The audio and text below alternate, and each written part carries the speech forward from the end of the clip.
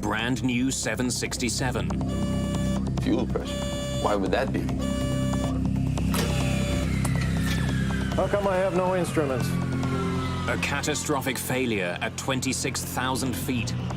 Winnipeg, Air Canada 143. Air Canada 143, go ahead. Just lost both engines. Holy cow! I'm talking to a dead man. How far are we from Gimli? You're approximately 12 miles from Gimli right now. I guess I'll just slip it.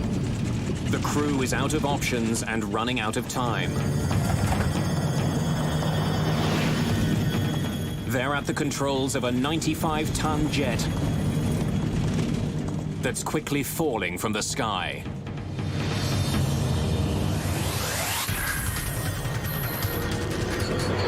Mayday, Mayday.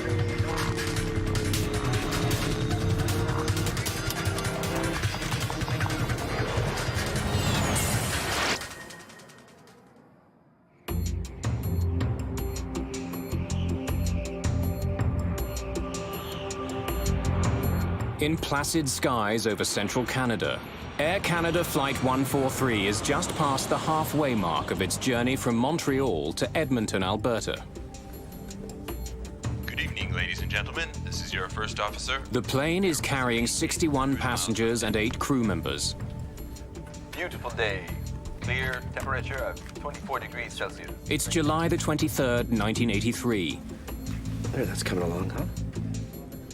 Rick Dion is an Air Canada maintenance engineer. I was going to Edmonton with my wife Pearl and my young son Chris, who was 4 years old, and this was the beginning of a 2-week vacation for us, and we were all pretty excited about going on this new airplane. Compliment of the captain. Oh, hey, Rob, thanks. Whenever you want to come up to the flight deck. This was my first flight on a modern 767, as the company had just acquired them. I'll be back in a minute, okay? I was interested in going to the cockpit to see all this new technology fit in with the work that I did on aircraft. The captain on this flight is Bob Pearson. He's 48 years old, and he's spent more than 15,000 hours in the air. His first officer is Maurice Quintal, who has more than 7,000 hours of flying time. Come on in. Pardon me, gentlemen? Rick. I knew Bob Pearson from the small flying club that I attended in St. Lazare, and he was actually one of the local pilots there that used to do some gliding, and he also flew the ultralight lasers. We had departed heading northwest, a nice clear sunny day in July. We're flight plan at 39,000 feet. There were few airplanes that flew that high in 1983. And we requested 41,000 feet, which got us further above the jet stream out of the west. The crew may have accumulated a lot of hours in the air, but very few in this plane. It's Boeing's latest and most advanced wide-body jet, the 767.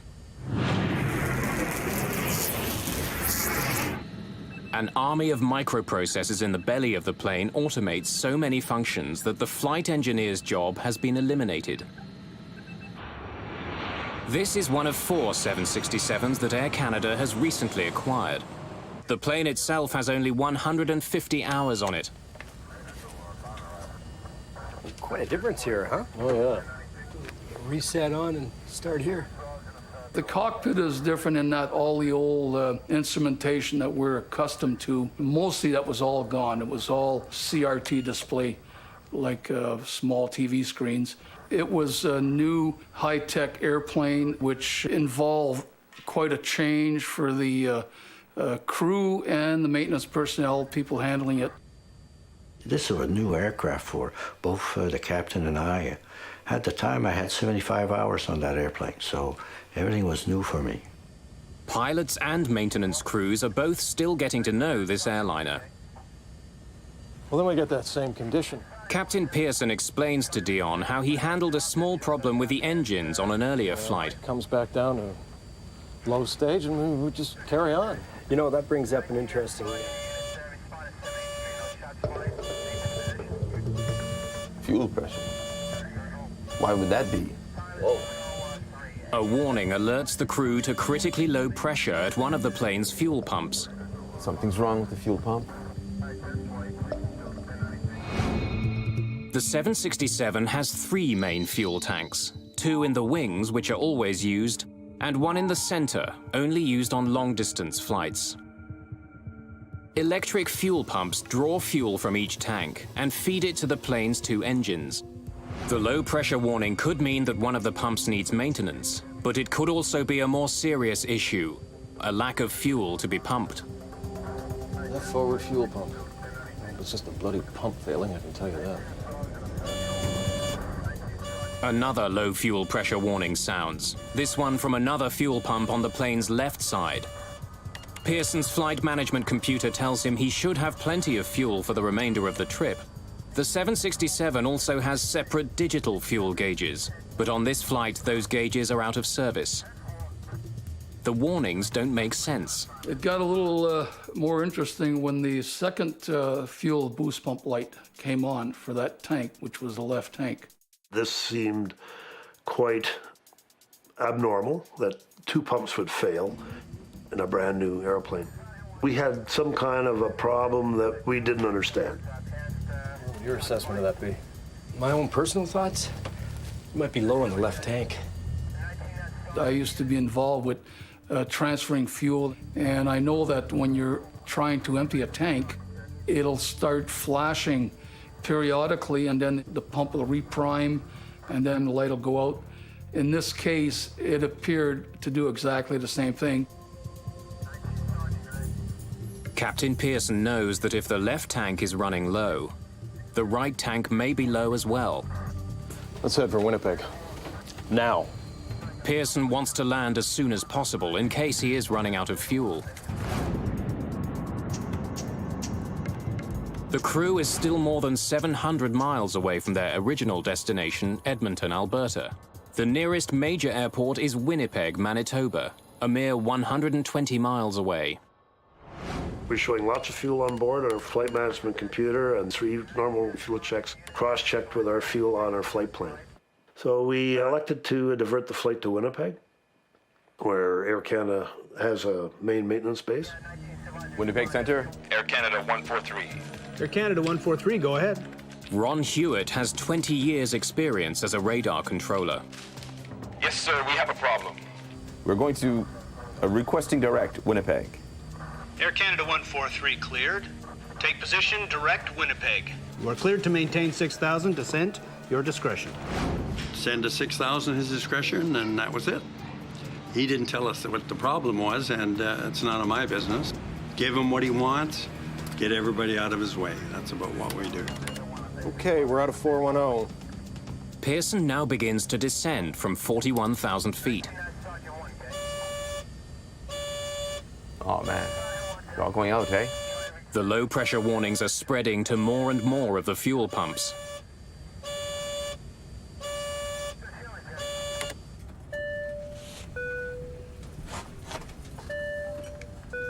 Quintal instructs the cabin crew to prepare for an emergency landing. Hello? Cabin? We think we have problems with our fuel system. We are diverting to Winnipeg.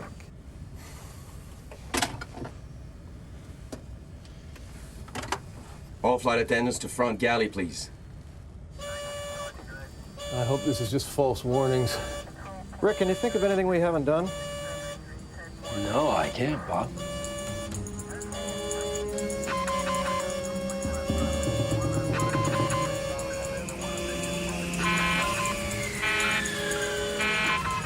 Okay. We've lost the left engine. Losing an engine erases any doubt. Flight 143 is in fact running out of fuel. Okay, checklist. Single engine landing. Pearson is trained to land a 767 with 1 engine. No one has ever tried landing with none. He scrambles to get his plane down so that he doesn't become the first.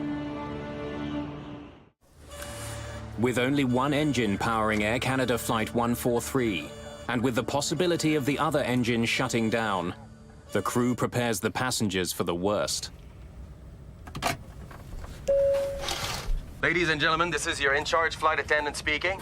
Due to mechanical problems, we'll be preparing for an emergency landing. Please return to your seats and fasten your seat belts.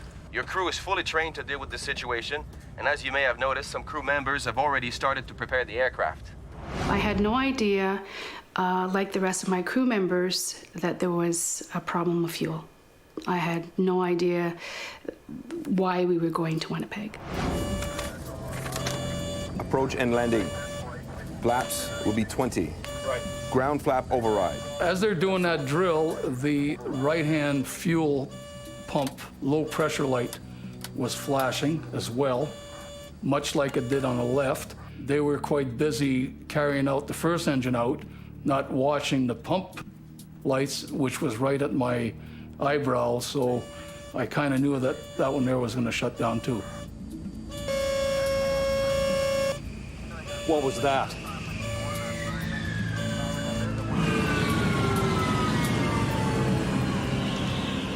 Very shortly, we will begin giving you instructions.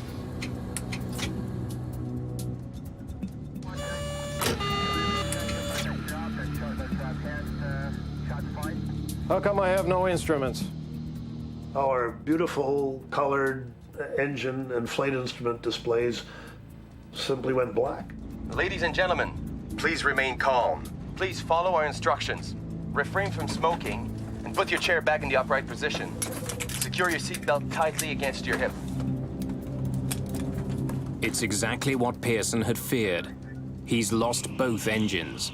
At 26,500 feet, still 75 miles from the nearest major airport, he's out of fuel. Winnipeg, Air Canada 143. Air Canada 143, go ahead. Just lost both engines. When both engines shut off, I think you said, holy, I'm talking to a dead man. We were trained in the simulator to handle a single engine failure. We had never practiced, and I don't believe most pilots ever get the chance to practice total engine failures. 143 just lost their engines. It's highly unlikely that anybody's going to survive this. Because I could see them trying to make a turn and spinning in. An airplane's engines not only provide thrust, they also generate the power needed to manipulate the plane. It would be completely uncontrollable, but modern airliners are like a Swiss Army knife with one last blade hidden away. In the event of a loss of power, they automatically deploy the RAT, or ram air turbine. It's spring-loaded, and the propeller that drives this small hydraulic pump is about the size of a propeller you would see like on a little Cessna 150. And this arm catapults down into the slipstream. This propeller starts to turn, drives this hydraulic pump, and it gives you basic systems. I was pretty quiet, flying without motors. Pearson knows that time is running out. He needs directions to the closest landing strip. 143, this is a Mayday, and we require a vector arm to the closest available runway. 143, we copy that all okay. But the loss of the plane's engines has had an unexpected consequence at air traffic control. They're gone. They were right here. We've lost him. He's dropped off the screen. I need primary radar.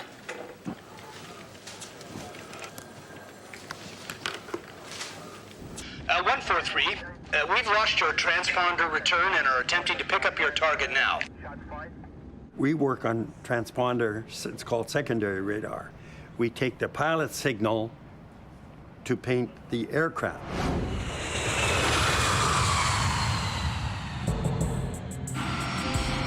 Commercial jetliners are equipped with a transponder, a device that transmits coded information which air traffic controllers use to determine the plane's location.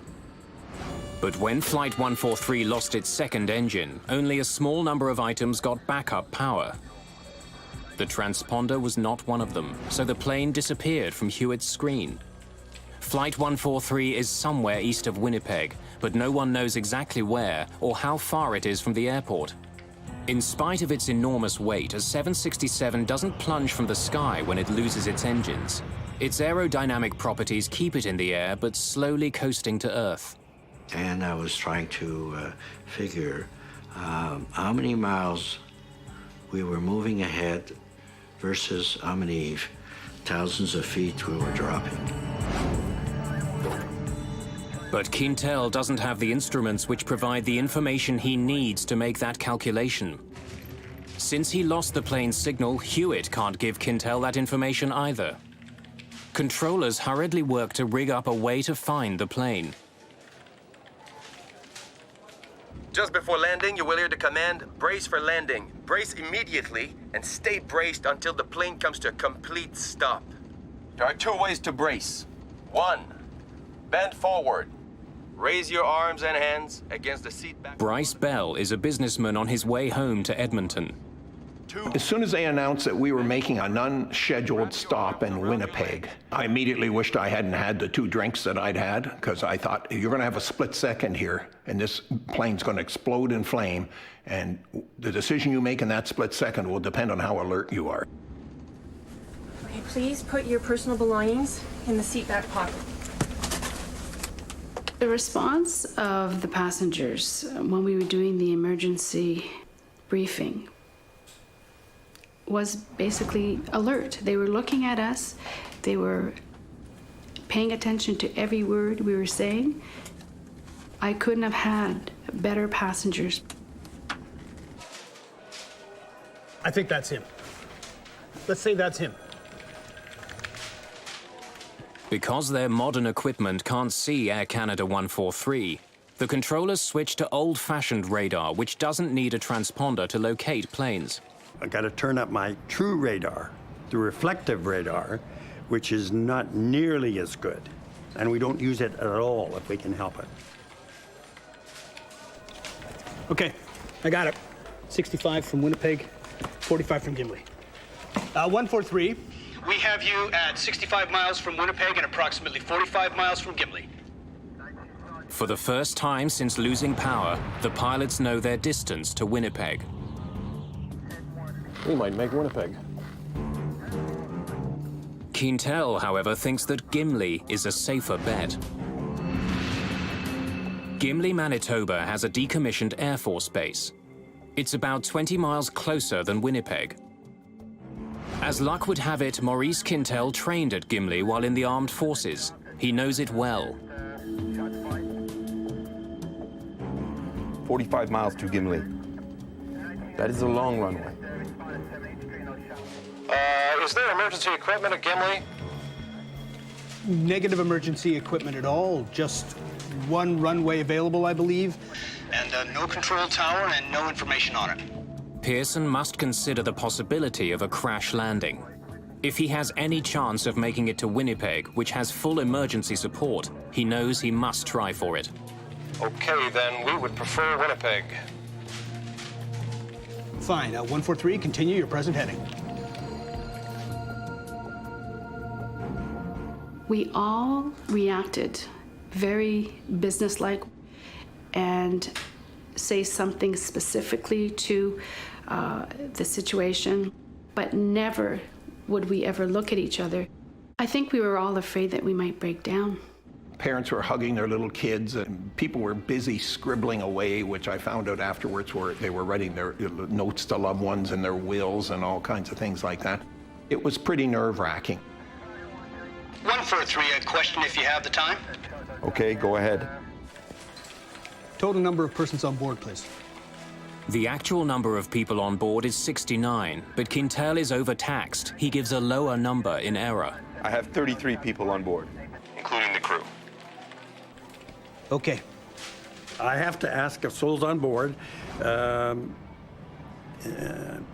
know he's busy. I don't want to ask him questions, but I have to. This thing can go down in the lake or the field.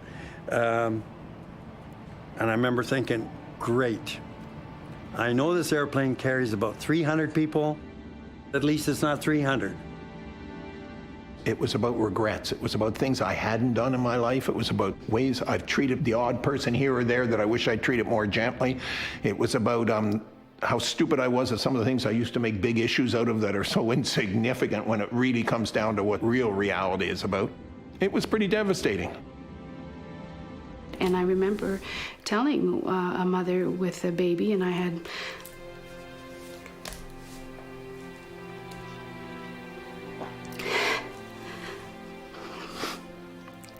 my daughter Victoria, and telling this woman that it was going to be okay. And I did it. I was so proud of myself that I could be so straight with her and tell her that it was going to be all right and really look at her in the eyes. Okay, and how far from the field are we now? You're 35, correction, make that 39 miles from Winnipeg. Roger. Now that controllers can see Flight 143 on radar, they can provide Quintal with the information he needs to figure out if he can glide as far as Winnipeg. Roger, what is your altitude now? 8.5. 8.5. About 8,500 feet above the ground, Captain Pearson can see his destination. Winnipeg's airport is less than 35 miles away. We're visual. But the news from Quintal is not good. Bob. Maurice was calmly keeping track of our distance by input from Winnipeg Air Traffic Control and our altitude, and calculated our profile and came to the conclusion that we might not make the runway in Winnipeg. We can last maybe another 20 miles. We're not going to make Winnipeg. Quintal has calculated that at the rate they're falling, they would hit the ground a full 15 miles short of the runway. How far are we from Gimli? You're approximately 12 miles from Gimli right now. Where is it? Which way is he moving? On your right. Turn right to a heading of 345. I would say you have 10 miles to fly. Okay, fine. We're gonna go there. I'm gonna go check on my family. You guys don't need me up here right now, huh? No, we're okay.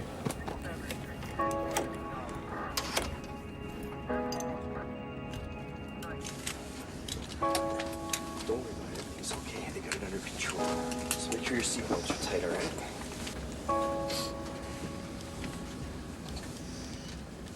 When I went finally to sit down in my seat, this is where I thought, wow, you know, this is it.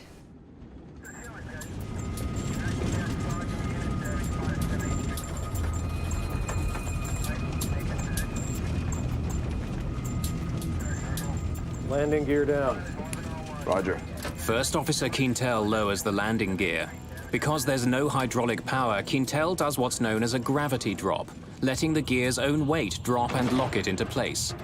The two main gear are heavy, they fall immediately, and two green lights confirm they've locked. But the nose gear is lighter, it doesn't lock. We could hear the main gear clearly, falling and locking. I was not aware that the nose gear was not down and locked. It was sort of a last minute, and if it's something that you cannot control, you don't talk about it, you don't mention it, you know. The main thing was bring the aircraft on the runway. 5 miles to touchdown. Roger. We have the field in sight. 5 miles from Gimli, Pearson and Quintal finally see a runway they can land on. But there's a problem. We're too close, huh? It's going to be too steep, too fast. Yeah, I know. Pearson is almost at the runway, but he's much too high above it. If he comes down at a normal descent rate, he'll miss the landing strip. But if he comes down steeply, his plane will gather a dangerous amount of speed. He won't be able to stop before the end of the runway. The normal approach, we have leading edge and trailing edge flaps, which allow us to slow the airplane down and fly at a slower speed safely. We did not have those flaps as they run off the main hydraulic system. So what are we going to do? So we discussed, we had two possibilities. One of them was to do a 360-degree turn and lose the excess of altitude. On the other hand, I thought it would take about 3 minutes, and we were already descending at the rate of 2,500 feet a minute. Only about 3,000 feet above the ground, the plane doesn't have enough altitude to make a full circle. It would hit the ground before making it back to the landing strip. Pearson chooses a second option. Well, I guess I'll just slip it. Pearson decides to try a maneuver called a side slip, practically unheard of on commercial airliners, but sometimes used by glider pilots. And Bob Pearson has a lot of experience flying gliders. I'm just going to slip it down till we're almost down at the runway, and I'll straighten it out. Okay. Side slipping involves what's known as crossing the controls. Here we go.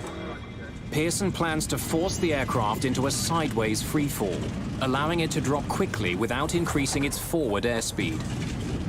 Pearson has never actually performed a side slip in a glider, but he's attempting one now in a Boeing 767. The only way that I could control our speed and our descent profile with the runway was to induce drag in the fuselage by cross-controlling the rudder and the elevators on the tail and the ailerons and the wingtips, and cause the aircraft into a crab configuration. Then I could vary that to increase or decrease our speed or increase or decrease our descent rate.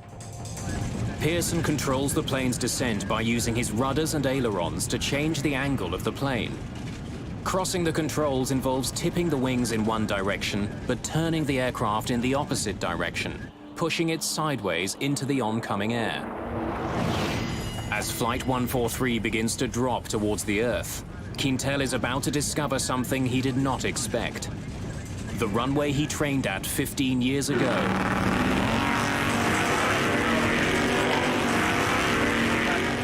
is no longer a runway.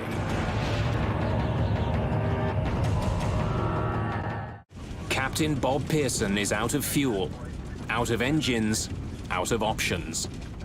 If he can't line up with the runway at Gimli, he doesn't get a second chance.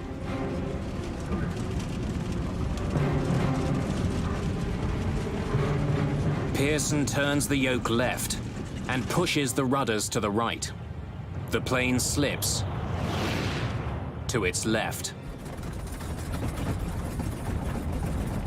We're sitting in the center, which is the heart of the airplane where it starts, so it's pretty solid there. I thought there's a real good chance here that we'll be all right. However, when he put the airplane into a side slip, all that went out the window because I figured, oh, if he hits a wing or something, it starts to catapult and roll, that's not going to work anymore. The 767 loses altitude quickly, plowing sideways through the air. When I looked to the left of the aircraft, I was looking directly at the ground because the airplane is angled quite, well, about maybe 60 degrees of banks. The bank angle was quite high and the nose of the aircraft was quite high. It was an awkward moment, and if it was awkward for me, I can imagine for the passengers, it must really have felt odd. I saw a sand trap from this golf course, and I thought, we're going to crash. Pearson must maintain a crucial balance. He's got to slow the plane enough to be able to land safely. But if he slows down too much, the airliner could lose its lift and plummet to the ground. When a pilot is normally landing an airplane, he's maneuvering the flight controls and operating the thrust levers pretty continuously on most landings. And so I was doing the same thing without the thrust levers. This is where I thought of my daughter, Victoria, being alone with my husband and how he was going to cope with our daughter and how she was going to cope without having a mom. As they approach, Pearson focuses on his target, the threshold of the runway. I got tunnel vision like I've never had it before. It was just our speed and our relationship with the threshold of the runway. But now, only hundreds of feet from the ground, Quintal sees that their troubles are far from over.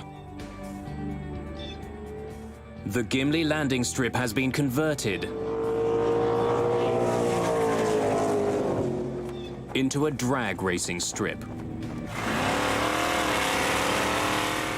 Today is Saturday, and it's not just a race day. It's a family day on the Gimli Strip. Racing is done for the day. But the airfield is filled with members of the local sports car club, camping out with their families for the weekend.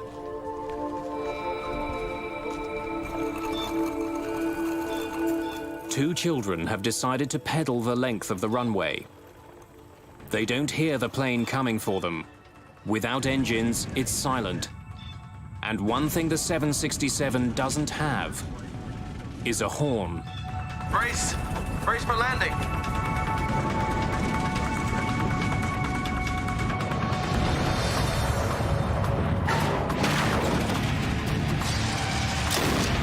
The nose hit with quite a bang on the runway. Sounded like a shotgun going off at our feet. The front landing gear gives out immediately. Pearson brakes hard. 2 tires blow out. The bottom of the right engine scrapes the runway. I was a robot. There was just no emotion at all. Finally, Pearson sees what's in their path. And I looked up and I could see 2 boys on bicycles. They must have been probably about 1,000 feet down the runway from our position when I saw them. And then at one point, I can see he raised his head, and he's surprised. Here's this big aircraft. I can still remember the look of terror on their faces. So they were close enough for me to see that. With no nose gear to steer with, Pearson's only hope of driving the plane left or right is by varying the brake pressure on the 2 main landing gear. That's when my heart started to pitter-patter a little bit. The kids panic and try to outrun a plane that's traveling about 200 miles an hour. I knew I couldn't take the airplane into these boys, and I was going to take it off into the grass on the right side. There were campers along the west side of the runway that I didn't notice until after we'd touched down, and the nose was on the ground, and I can still remember out the left side, people standing by their barbecues. Dino Calvert is at the track with his friends for a weekend of racing. One of the gentlemen in the pits suddenly jumped in his car and he took off. And I thought, well, you don't drive like that in the pits usually. And I looked up and all I could see was smoke rising. Pearson does all he can to stop the plane in time. Holy crow!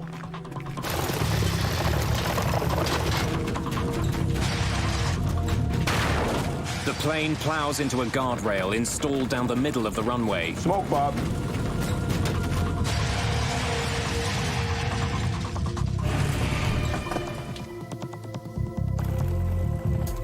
"17 minutes after running out of fuel, Air Canada Flight 143 comes to a final stop on the ground.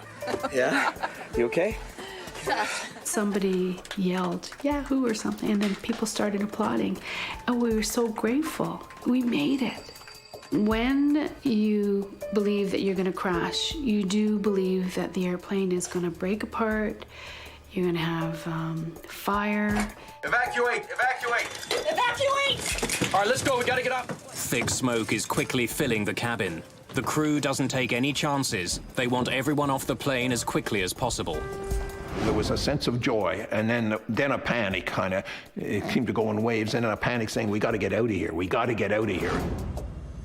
Less than 2 months earlier, an Air Canada DC-9 made a successful emergency landing in Cincinnati, only to burst into flames on the tarmac before all the passengers could get off. 23 people died. The crew and passengers of this flight want to avoid a similar fate. It took maybe just a few seconds to come up to a full halt on the runway, but the cockpit was full of smoke. Passenger evacuation checklist. Passenger checklist. Fuel shut off. Off. Cabin depressurized. Electrics off. Electrics off. Checklist complete. Time to get out of here.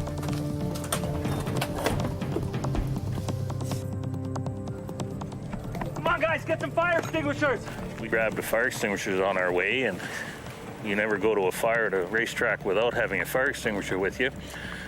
And we ran up towards it. The doors open up, and you see the chutes come out, sort of like a spider growing legs.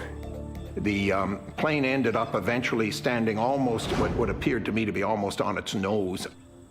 When I opened my door and I saw that the chute was so steep, I thought, oh my goodness, how do I get these passengers to go down? Due to the nose-down angle of the plane, the two rear slides don't reach the ground.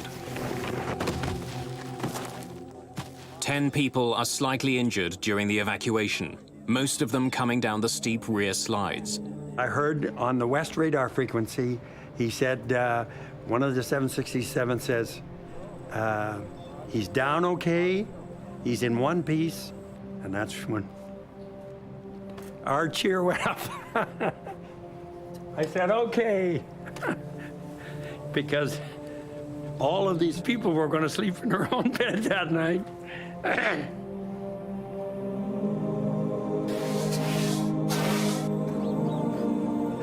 There's still a lot of smoke coming from the plane's nose. Turned out it was about 6 inches of insulation between the inner and outer skins. From friction, that was starting to burn. The flight attendants have good news. All 61 passengers have made it off the plane. There's not so much as a single serious injury. Can we give you a hand? Yeah, extinguisher.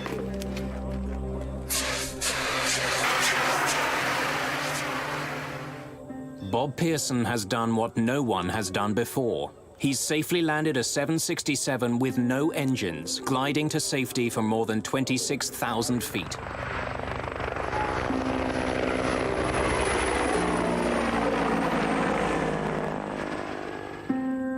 Air Canada Flight 143 glided... The event makes international headlines immediately. People are already asking how one of the most sophisticated passenger planes in the world could have run out of fuel. Sliding down emergency chutes.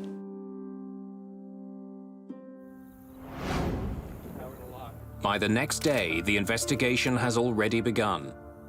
Bill Taylor and Diane Rochelot of Canada's Aviation Safety Bureau are among the first investigators at the scene. I was a junior mechanical engineering at the time. I had been working for Transport Canada for a year. Going to the field for the first time was very exciting. It was new. It was a major aircraft. Once we got into the fuel quantity indicating system, I actually left Diane to deal with the specifics of the computer system. First, Bill Taylor needs to confirm what everyone has been telling him, that the plane is out of fuel. Investigators drained the tanks, collecting less than 17 gallons of fuel. The 767 can hold almost 24,000 gallons. It's like having 5 tablespoons of fuel in a mid-sized car. Taylor next needs to examine the possibility that the fuel leaked out during the flight. The other checks involve looking for any evidence of fuel having been lost. They even went so far as to go into what they call the dry bay of the aircraft. I'm a bit claustrophobic, so I really wasn't too enthused about going up in there, but I crawled up and had a look around with the flashlight and confirmed that there was no evidence of fuel having been lost in there.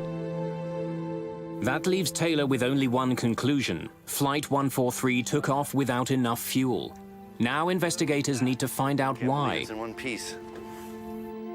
Diane Rochelot begins looking for the answer to that question in the plane's sophisticated electronics bay, located beneath the cabin. The 767 was a newer type aircraft, and it did have a lot of computerized system, and I guess back in 1982, these were coming onto the market at a fast rate, and they were newer types of electronic system. Rochelot confirms that a computerized unit, the digital fuel gauge processor, had been malfunctioning on this plane. There was no spare in Montreal, so it couldn't be replaced. Rochelot takes the component for testing. It was decided early on that the unit, the fuel processing unit, would be taken to the manufacturer, Honeywell, in Indianapolis for testing. And I was tasked with taking the unit. So we went through all the testing procedure. And then at one point, we did discover that there was a malfunction with the unit. During the testing, we went more and more in depth, and we found out that one of the circuit, it's called an inductor coil.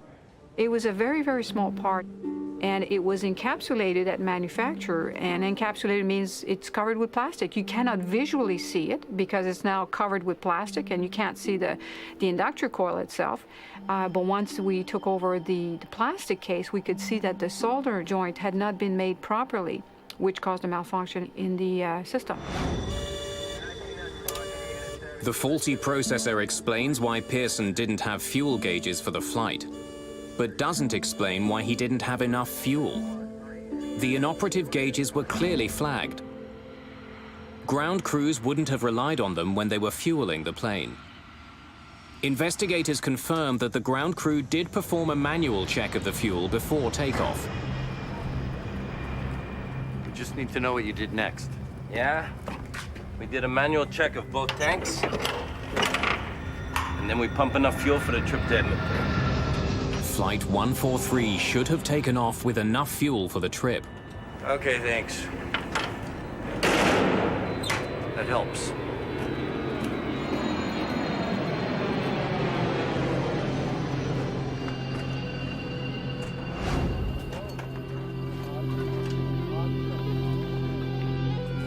Investigators now have to figure out how one of the world's most advanced jetliners took off with half the fuel necessary for its flight.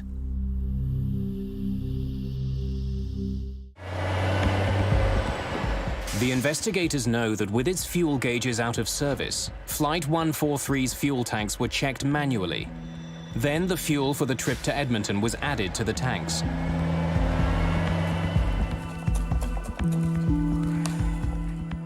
But before the plane could be given more fuel, a crucial calculation had to be carried out. Pilots need to know the weight of the fuel on their plane. But fuel trucks pump jet fuel by volume.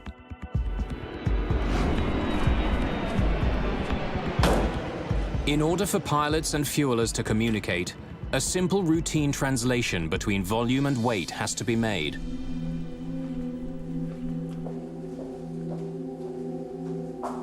Thank you.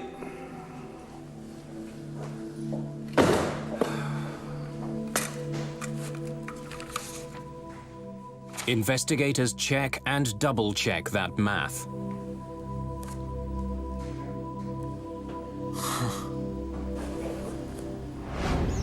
The fueling records from the day of the accident provide the answers they've been looking for.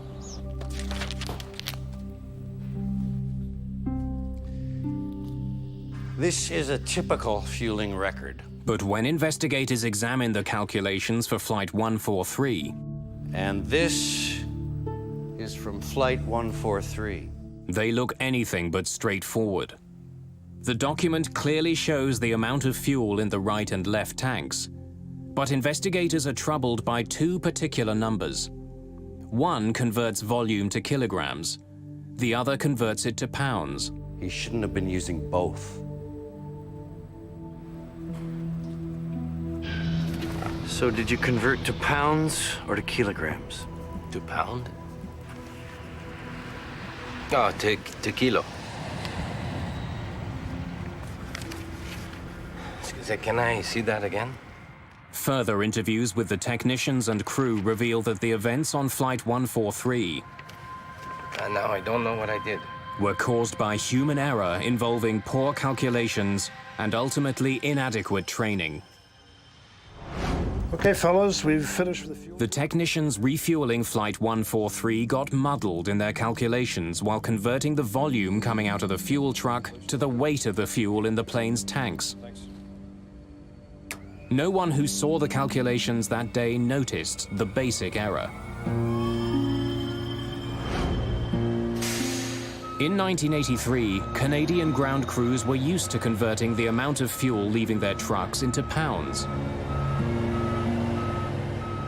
The 767 was the first plane in Air Canada's fleet to have metric fuel gauges. Its fuel should have been measured not in pounds, but in kilograms, which requires a different calculation. Flight 143 needed 22,300 kilograms of fuel for the trip. But pilots and technicians let it leave with 22,300 pounds instead. Because a pound is about half a kilogram, the plane only got half the fuel it required, which explains why Pearson's flight computer told him he had plenty of fuel. He entered the wrong amount of fuel to start with. In the past, the flight engineer calculated the fuel loads. This accident raised an important question. Whose job was it with the two-man crew? Better training is definitely an issue in an incident such as that. If everyone is trained and the lines are drawn as to who's responsible for what, then there's no ambiguity on it. People know what they're responsible for. In this case, it was sort of open-ended. We weren't aware who was responsible for the final say on this field stuff. A subsequent inquiry found that none of those involved that day was trained in metric calculations. Not the ground technicians, not the pilots. I had not received any, neither of us had received any training at all on doing these calculations. The computer that had replaced the 767's flight engineer was broken, and no one knew who should be doing its job. Air Canada 143 was essentially down a man. And the goal is to prevent a recurrence of this particular event. And also, we also find out other systems that might have been either at fault or maybe they could cause a problem in the future, and you do try to prevent recurrence. All right. It took a string of mechanical and human failures for Flight 143 to run out of fuel. But another failure that day may have saved some lives. If the plane's nose gear had not collapsed, it would have taken Pearson much longer to stop. The plane could have slid into the people who were at the strip that day, which would have had catastrophic results. There could have been more injuries or even loss of life. Pearson and Quintal were partly blamed for their roles in the incident. A government inquiry recommended that Air Canada re-evaluate the training of flight crews and ground technicians in metric fuel conversions. It also recommended that the airline keep more spare parts, such as fuel gauge processors. Rick Dion retired in 2003 after a long career as Air Canada's coordinator of maintenance control. First Officer Maurice Quintal was promoted to captain in 1989. Captain Bob Pearson went on to fly 10 more years for Air Canada, his experience at Gimli shaping the rest of his career as a commercial pilot. This experience affected me mostly by making me more relaxed as a pilot, giving me the feeling that as much as I've trained for all those years, that there's always that question about how you're going to perform when the chips are down, and I now have the feeling that no matter what, as long as an aircraft stayed together, I would get it safely back on the ground. And so it's been a relaxing experience. It's the knowledge that you know under stress you can perform. Before that, you don't know. You just hope you will, and you train for it, but you never know. With the things that they had to deal with was magnificent. I think that got proven in the simulator in Vancouver. They tried out this same circumstances with several crews, and they all crashed. Probably the most important thing that came out of it was a realization that when something new is introduced, special attention and training needs to be accomplished for people to be aware what they're dealing with. When we had landed and the airplane was all in one piece, I thought, wow, I got another chance to fly again. Because of a tragedy like that, once you take your deck of cards and fire it in the air, you're truly free. And I guess from that point of view, Gimli could, I find it very difficult to say, but Gimli was maybe almost the best thing that ever happened to me, next to meeting my wonderful wife and marrying her. 2 days after the landing at Gimli, Air Canada's 767 was back in the air on its way to Winnipeg for repairs. A quarter century later, that same plane is still in service, and it still carries the nickname that Bob Pearson earned it, the Gimli Glider. A crowded 747 has disappeared over the Atlantic. Their end is not showing up. Pieces are found scattered on the ocean's surface. But the vital clues are deeper than any air crash investigation has ever gone. In this accident, we had nothing. It was just mind-boggling. An international recovery effort goes to the very bottom of the sea to rebuild the shattered plane. What they discover will send shockwaves around the world.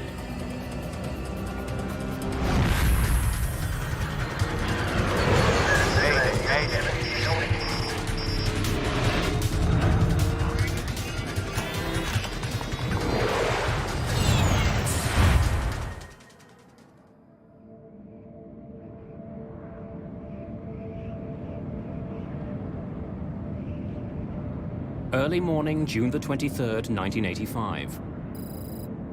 A 747 flies across the Atlantic Ocean, 9.5 kilometers above the water.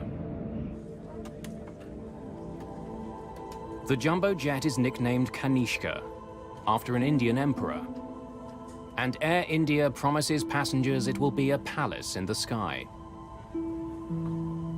Indian hospitality is something that the culture prides itself on, and you do experience that when you fly Air India. The colors are rich and warm inside. It's your gateway to India. On its way from Canada, the plane is heading to London, England, before continuing on to New Delhi. It's been in the air for 4.5 hours.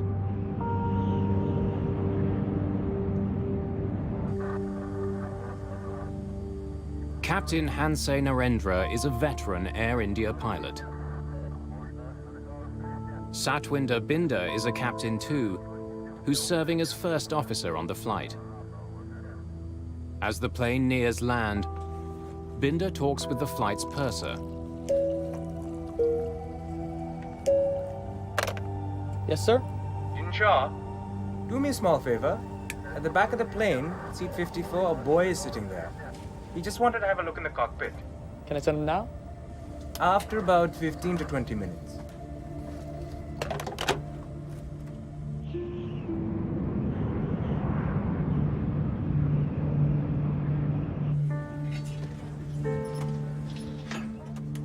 There are 329 people on board, including passengers and crew. Many of them are flying to India to visit family or friends.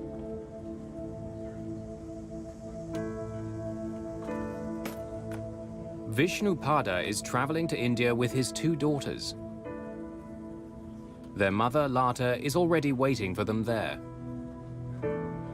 We had decided that it would be the ideal year to take an extended vacation in India as a family. 6 minutes after 8 in the morning, co-pilot Binder makes radio contact with air traffic control in Ireland. Shanwick, Air India 182, good morning.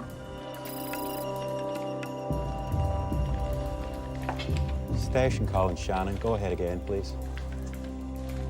Thomas Lane and Michael Quinn are working at the Shannon Control Center. Air India 182 is 51 north, 15 west at level 310. Estimate FIR at 0735.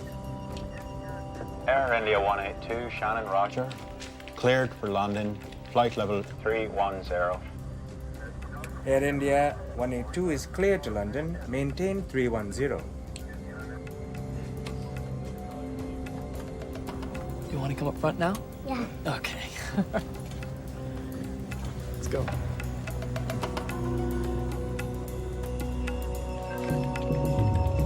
It's a light morning at Shannon Control. They're dealing with just 3 planes. But something peculiar has happened. The signals are all jumbled up.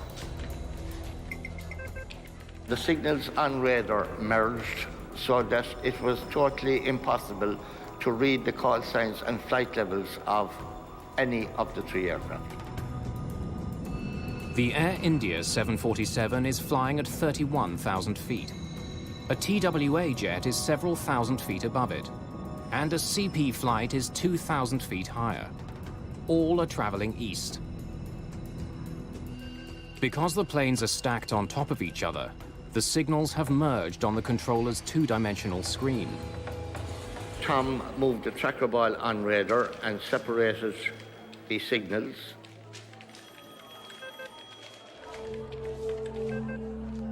Two of the planes reappear on the radar, but the Air India flight has vanished. Air India's not showing up. Hold on a minute.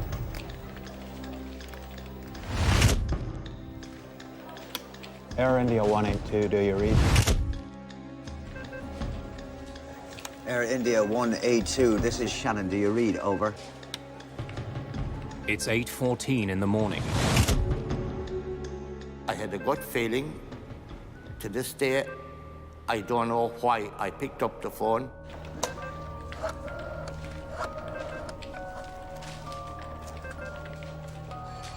Yes, it's Michael Quinn at Shannon. We have a plane off radar. Normally, a distress call to search and rescue isn't made until a plane has been out of contact for more than 20 minutes. The Air India flight has been missing less than 60 seconds.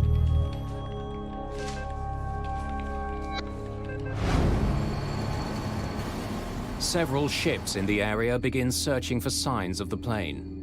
Its last known position is some 290 kilometers southwest of Cork. Just 2 hours after the plane disappears, a Canadian-owned cargo ship in the area confirms the worst. The first pieces of wreckage are discovered. Uninflated life rafts are spotted bobbing in the cold Atlantic. Then bodies are seen.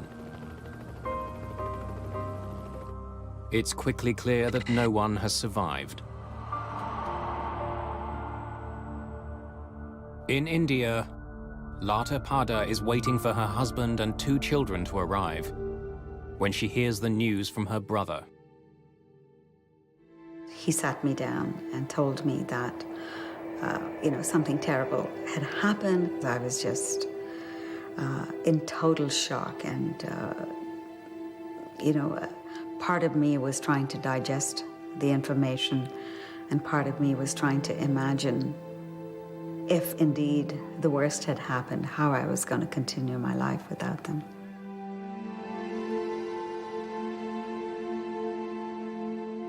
Dozens of bodies arrive in Cork. Many more will follow. Now investigators are faced with the enormous task of finding out how they died and what had caused the crash of Air India Flight 182.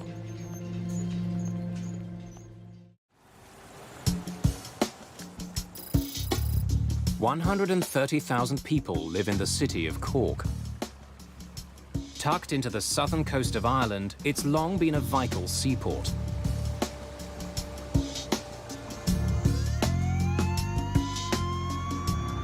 On June the 23rd, 1985, a gruesome cargo begins arriving at the city's docks. Just hours after Air India Flight 182 crashes into the sea, bodies and wreckage are brought in by boat. Dr. Cumin Doyle is a pathologist at the Cork Regional Hospital. The first bodies arrived at 4:45 p.m. on that Sunday afternoon, and at 12 midnight we had 130 bodies. Doyle and his team will examine the bodies to see if they can find any signs of what caused the crash. It's an enormous undertaking for everybody involved, the hospital personnel, the police, the Navy, the Army, and pathologists like ourselves, but we just had to get on and do the job.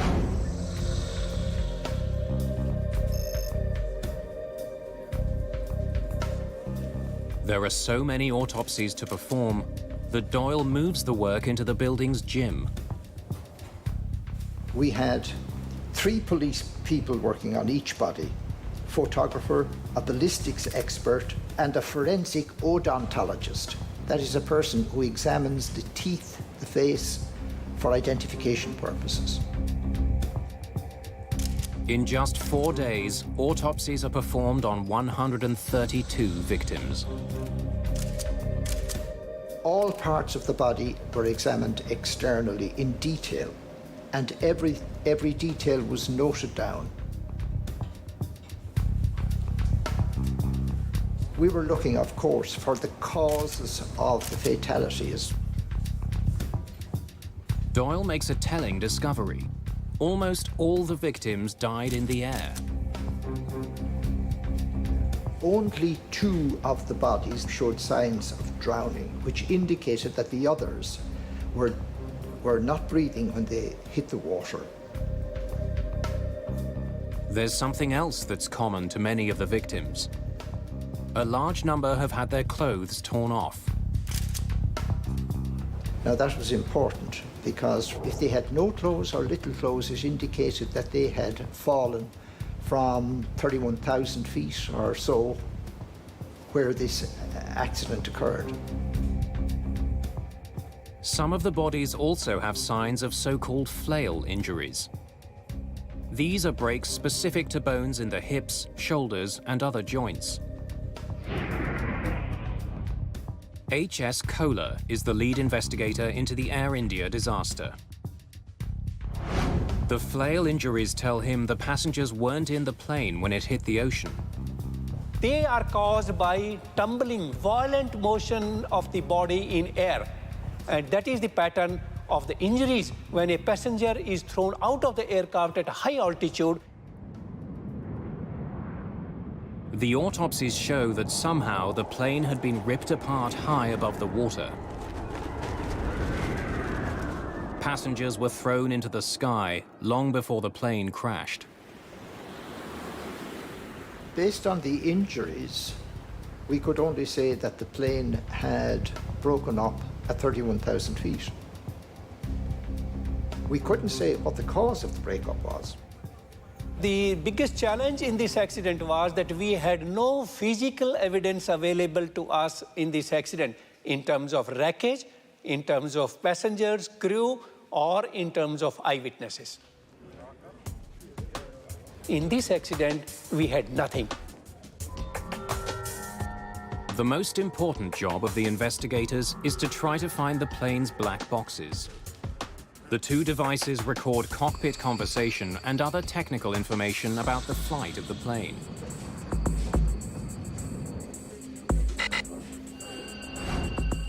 The recorders have radio beacons which send out a signal at a designated frequency.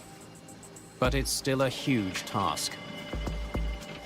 The boxes are more than 6,500 feet below the surface, and the radio signals last just 30 days. Salim Jiwa is a journalist who has investigated the Air India disaster. The search for the black boxes was urgent, and 3 countries participated in it: England, Ireland, and India. But even with such a massive response, early efforts are frustrated. 42 kilohertz. It's too high. It can't be them. Investigators are picking up radio signals, but they're at the wrong frequency.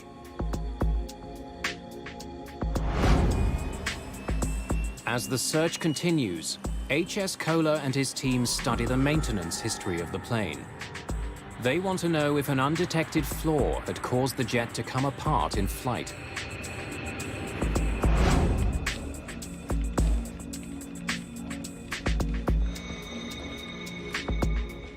They uncover a potentially important piece of information. The Air India jet was flying with 5 engines.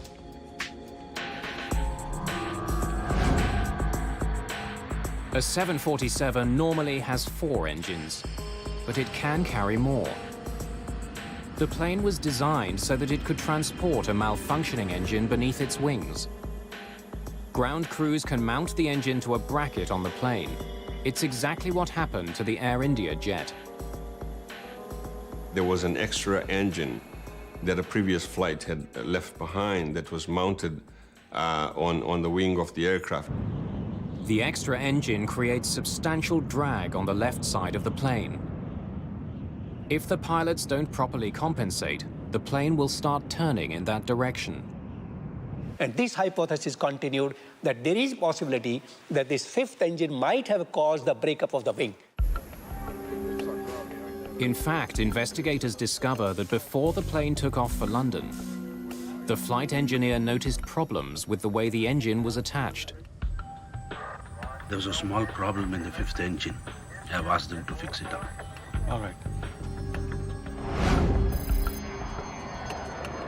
Investigators also learned that some internal parts of the extra engine were taken out and stored in Flight 182's cargo bay. They are so enormous that pieces of the cargo door were removed to make the job easier. Some of the other parts of the engine went into the rear of the aircraft. Aircraft such as the 747 can handle this quite easily. It's routinely done. But if the cargo door wasn't reassembled properly, it could have led to an explosive decompression. In 1974, a cargo door blew off a Turkish Airlines flight shortly after it took off from Paris. The sudden decompression crippled the plane. It crashed moments later, killing everyone on board. Kohler must consider two theories. Either problems with the door or with the extra engine itself brought down the plane. If either one had taken place, there should be evidence on the plane's black boxes. Finding the recorders has become increasingly important. Almost 2 weeks after the search begins, investigators get news that helps them pinpoint the location of the black boxes. The signal will be higher. So this 42 kilohertz could be it. Tell the boats to look again. The piece of the black box which broadcasts the locator signal is made of ceramic. If it's damaged, the frequency of the signal can change. It means the strange frequency ships detected earlier could be the right one. Both the cockpit voice recorder and the flight data recorder are finally located. But they're so deep, it's difficult to bring them up. The aircraft was at 6,000 feet below the sea, and it was the depth that was sort of defeating. A deep-sea submersible is brought in. But even with this specialized vehicle, and with the location of the black boxes known, it takes 4 attempts to bring the recorders to the surface. Estimate FIR at 0735. Air India 182, Shannon, Roger. Cleared for London. Lead investigator Kohler now has what he hopes are 2 vital pieces of the puzzle. If there's any problem in the aircraft, the crew will be talking about the problem. They will not be silent about the problem. But when he listens to the cockpit voice recorder, Kohler hears nothing unusual. After the last contact with air traffic control in Shannon, the voice recorder picks up the crew talking about customs seals. It's paperwork that has to be completed before landing. They want about 30 custom seals. Customs? Yeah, custom seals to seal the bar before its arrival. The conversation ends in mid-sentence. That was it, and then everything was, of course, silent. The cockpit voice recorder indicated that there was no abnormality in the cockpit, no emergency. Every conversation was normal. The plane's flight data recorder tells a similar story. Kohler pores through details about Air India's speed, altitude, and dozens of other pieces of information. The extra engine did cause the plane to bank slightly, and the jet's rudder was turned 11 degrees to the right. But this was exactly what the crew needed to do to offset the drag created by the fifth engine. We found that all parameters of the aircraft altitude, aircraft heading, aircraft bank attitude, roll attitude, autopilot engage, everything was working normally till the last point. After analyzing both black boxes, Kohler can't find any evidence that the plane was in trouble before it suddenly disappeared from radar. But the very lack of evidence does suggest something. Both recorders get their power from the plane's engines. Both stopped at exactly 14 minutes and 1 second after 8 in the morning. Since the recorders stopped working at the same time, the problem on the plane had to be catastrophic enough to sever the jet's electronic system before the crew could react. Yeah, customs seals to seal the bar before its arrival.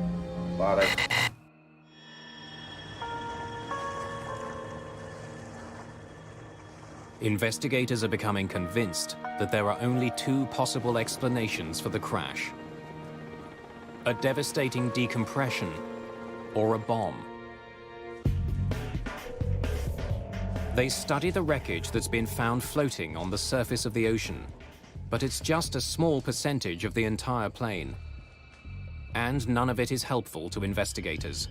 It offers no clues to explain why the plane crashed.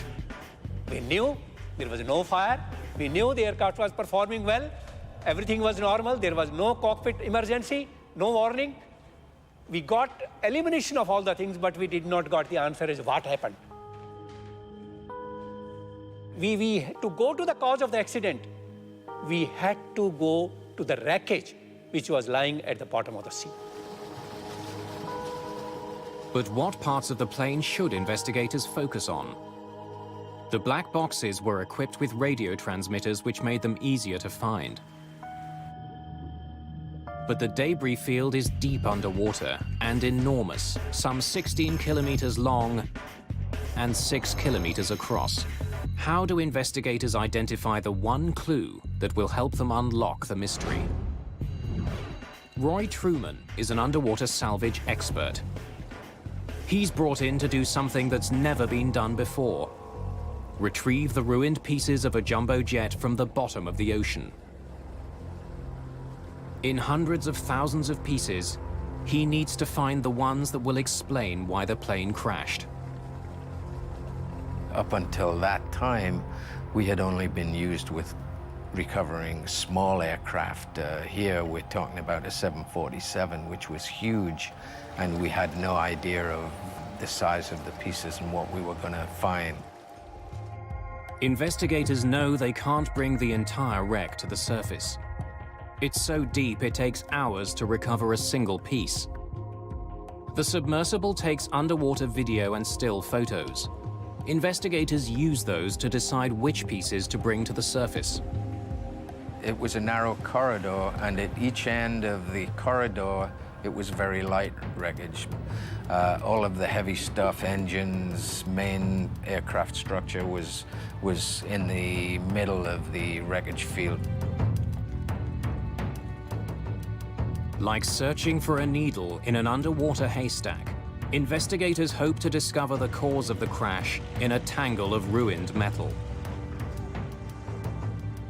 But autumn is coming. Soon the weather will turn bad, and they'll have to abandon their search. The key to unlocking the disaster still lies somewhere at the bottom of the ocean.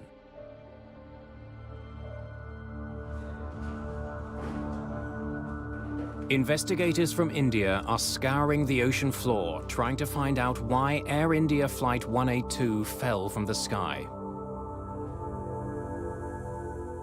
As the work continues in Ireland, there's growing suspicion in Canada that the Air India crash was no accident.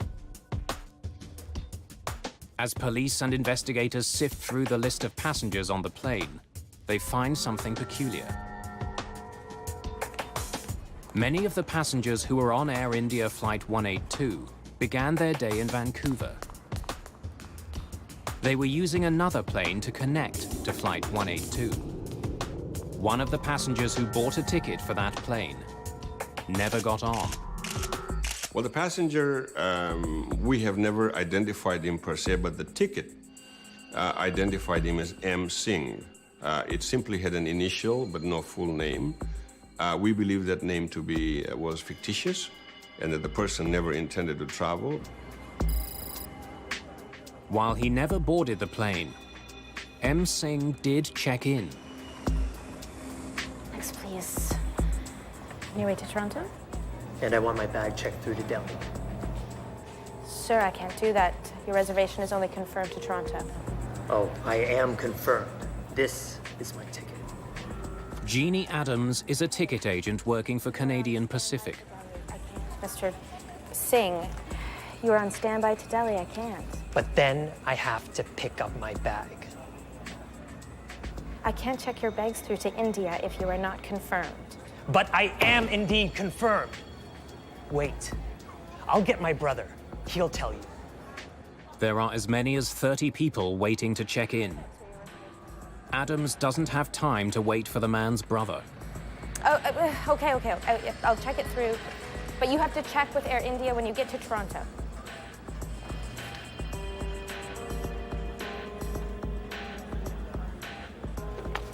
Receipt is 10B.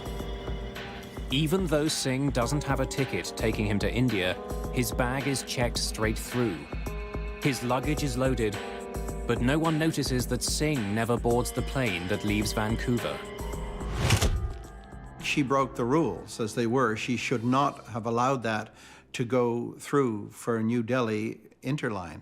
But she was so bullied and so browbeaten by Mr. Singh in front of everybody else that I think, to her eternal sadness and heartbreak, she gave in.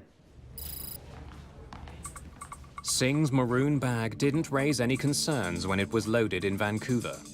Since the Air India flight was international, when the bag arrived in Toronto, it faced a more strict series of inspections. This is what it will sound like.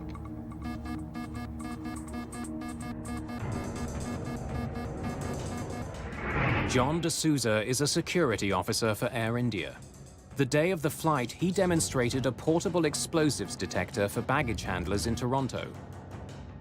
Chemicals in a match triggered the device, as would chemicals used in some explosives. Okay.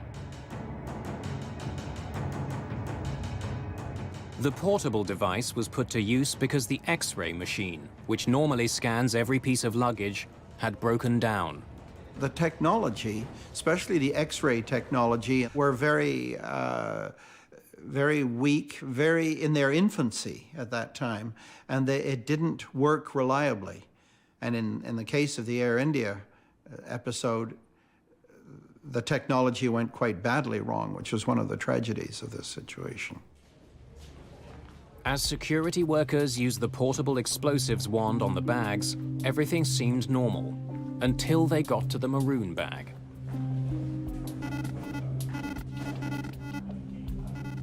The bag did trigger the device, but the sound it made was very different from the one workers heard during the demonstration.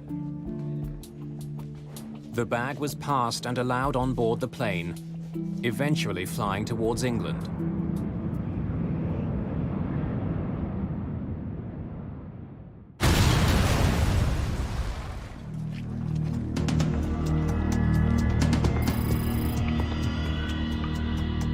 As Air India Flight 182 flies over the Atlantic Ocean carrying M. Singh's bag, an explosion rips through Tokyo's Narita Airport. 2 baggage handlers are killed, 4 people are injured. A bomb has been hidden inside another piece of luggage that came from Vancouver. Luggage that was bound for another Air India jet. And it was headed for the cargo hold. When it exploded on the ground, once it was put on, the bag was probably just thumped a little bit, and it exploded as the 2 Japanese baggage handlers were putting it on a conveyor belt.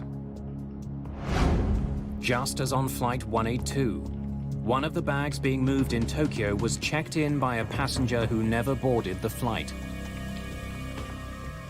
There was no X-ray machines in use at Vancouver Airport. There was nothing to stop that bag from flying to Tokyo. There's a disturbing connection between the Tokyo bombing and the Air India flight. The tickets for the men who checked both bags were bought on the same day by the same customer. The single crash of Air India Flight 182 has suddenly become part of a much larger story.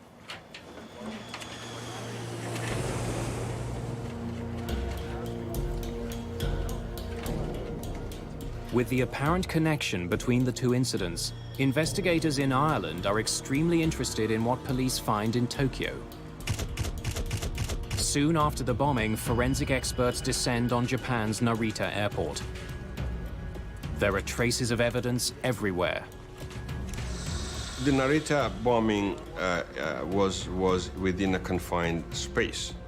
So unlike the Air India Flight 182 situation, where we had debris scattered over 9 miles under the ocean and pretty hard to retrieve, we had, in a sense, the good fortune of a contained area where an explosive device went off. Pieces of metal and circuit boards are embedded in the walls. Explosive residue clings to parts of the container that housed the bomb. Amazingly, Japanese forensic experts were able to pick out tiny parts and fragments, and all the analysis finally led Japanese police to identify the vehicle that was used to carry the bomb. Experts even find serial numbers on pieces of the wreckage. Clues that show the bomb was hidden inside a specific stereo tuner made by Sanyo. All 2,000 tuners that were ever made were shipped to a warehouse near Vancouver, British Columbia. From there, they were sent to stores across the region. One of those tuners carried the bomb that exploded at Narita. Police have a difficult task trying to trace the sale of 2,000 tuners. They could have been sold to anyone. Most of the stores that had received the tuner had been sold out for years. But police get a break when they ask about the tuner at a store in Duncan, a tiny town on Vancouver Island. The last unit had been sold just a few weeks ago. They were able to figure out who bought the stereo tuner which contained the bomb. Police obtained the same sort of tuner that was used to house the bomb on Air India. They conduct tests to see how big the bomb would have to be to create the sort of damage that was found in Tokyo.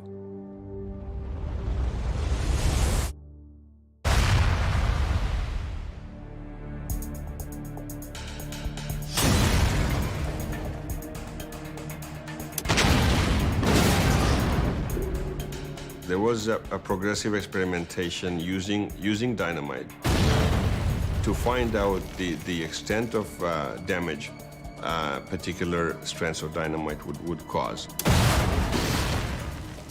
They match the size of the tuner fragments made after each explosion with the fragments that were found at Narita. They discover that just a few sticks of dynamite were likely used in the Tokyo bomb. But could just 4 sticks of dynamite really bring down a jet? Once they discover just how powerful the Narita bomb was, police place it into a fully loaded luggage container.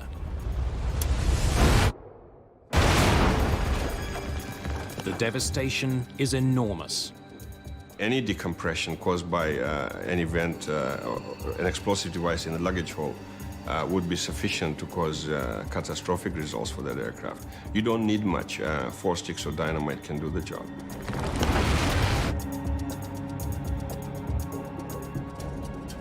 The cramped quarters of a cargo hold amplify the power of a bomb. Tests conducted at Penn State University show that the shock waves created from a bomb blast don't travel in just one direction, but reverberate inside a luggage container, building on each other, vastly increasing the initial force of the explosion. If a bomb had indeed exploded in the cargo hold of Air India, it would have caused enormous amounts of destruction. It's the sort of damage that should have left its mark on the remains of Flight 182. Investigators have a growing suspicion that this plane was brought down by a bomb. But they still have no proof. So the investigators were not only looking for something that was broken that might have caused the failure, but they were looking for signs of what caused the explosion, such as burning or solvent stains or possibly shrapnel in seats. It meant a lot tighter scrutiny of every piece of wreckage. We kept on analyzing each photograph. Is it giving any indication of an explosion? Is it giving any impact damage? Knowing his time is running out, Kohler selects a few key pieces of the plane to bring to the surface. Bad weather forces him to leave the rest behind. Kohler hopes the bits he does have can prove there was a bomb on board. Each piece that's brought up is carefully mapped to its original position on the jet. One of the most promising sections brought up from the bottom is the floor of the front cargo bay. When we recovered that item, we found that it had holes which are of a very special nature. Penetration from inside to outside at a very high speed. Curling of the edges of that one. And that was indicative of that perhaps this is the place where the explosion had occurred. As many as 20 holes are found. In each, the metal is bent outward, like the petals of a flower. These are classic signs of something being blown out from the cargo bay. On the side wall of the cargo bay, investigators find more clues. Additional holes are discovered, like the ones on the floor. These also appear to have been blown out from the cargo hold. A closer study of the ceiling of the cargo bay also indicates that the ribs connecting it to the fuselage were broken by being forced up.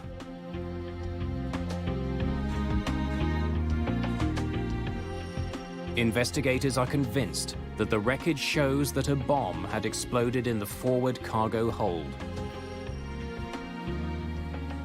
If the bomb had gone off in the front of the plane, it would explain why the flight data recorder and cockpit voice recorder cut off so quickly. Like other 747s, the electronics bay on the Air India flight is located below the cockpit. Many of the important electrical systems on the plane run through here. The forward luggage compartment is right beside it. And so when the bomb went off, the explosion would have taken out the computers completely, and there would have been absolutely dead silence, and that's precisely what happened. Investigators are convinced that Air India Flight 182 has been destroyed by a bomb. This was no accident. The crash of the passenger jet was a crime. Nobody thought that such an evil plot of blowing two aircraft simultaneously would occur from Vancouver.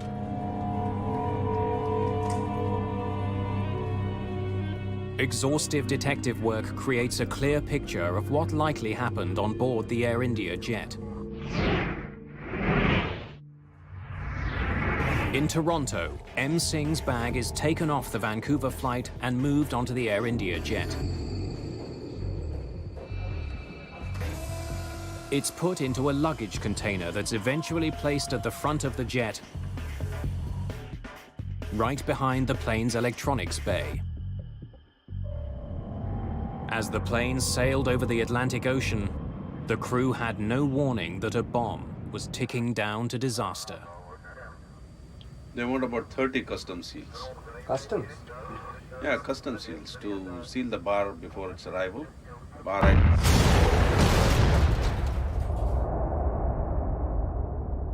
When the force of the blast hit the floor of the jet, it pushed it violently upwards.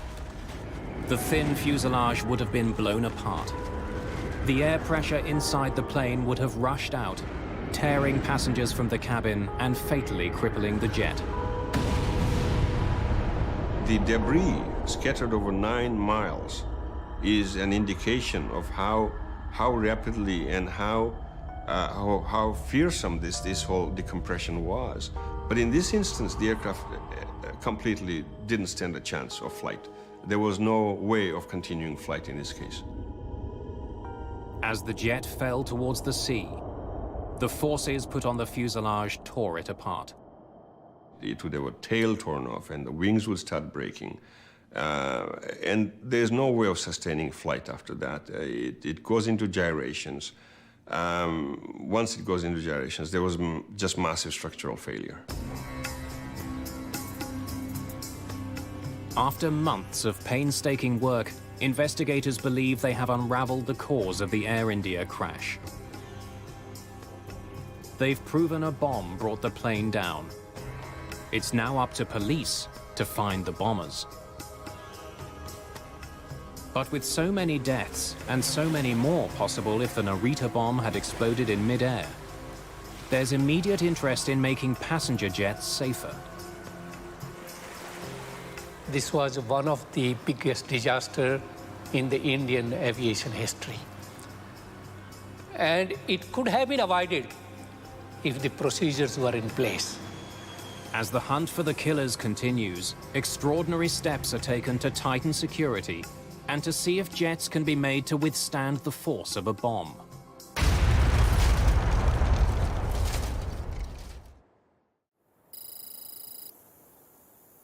It's May 1997. More than 10 years after a terrorist bomb destroyed Air India Flight 182. An out-of-service 747 is about to take part in a remarkable test. 2 bombs are placed in the front cargo bay. 2 more are put in the back. Well, the Burning-Thorpe test was actually intended to prove 5 years worth of research, that we can protect an airplane using hardened luggage containers or hardened liners in the cargo hold. The plane is also pressurized to simulate the conditions a jet would encounter at cruising altitude. Pressurization is the key to that kind of experiment. The added energy that you have from the pressurization inside the airplane adds to the damage. You can think of it as a balloon. If you take a pin and you put it in a balloon that's uninflated, you get just a simple hole the size of the pin. However, if you blow that balloon up and you hit it with a pin, it pops catastrophically. When the bombs are detonated,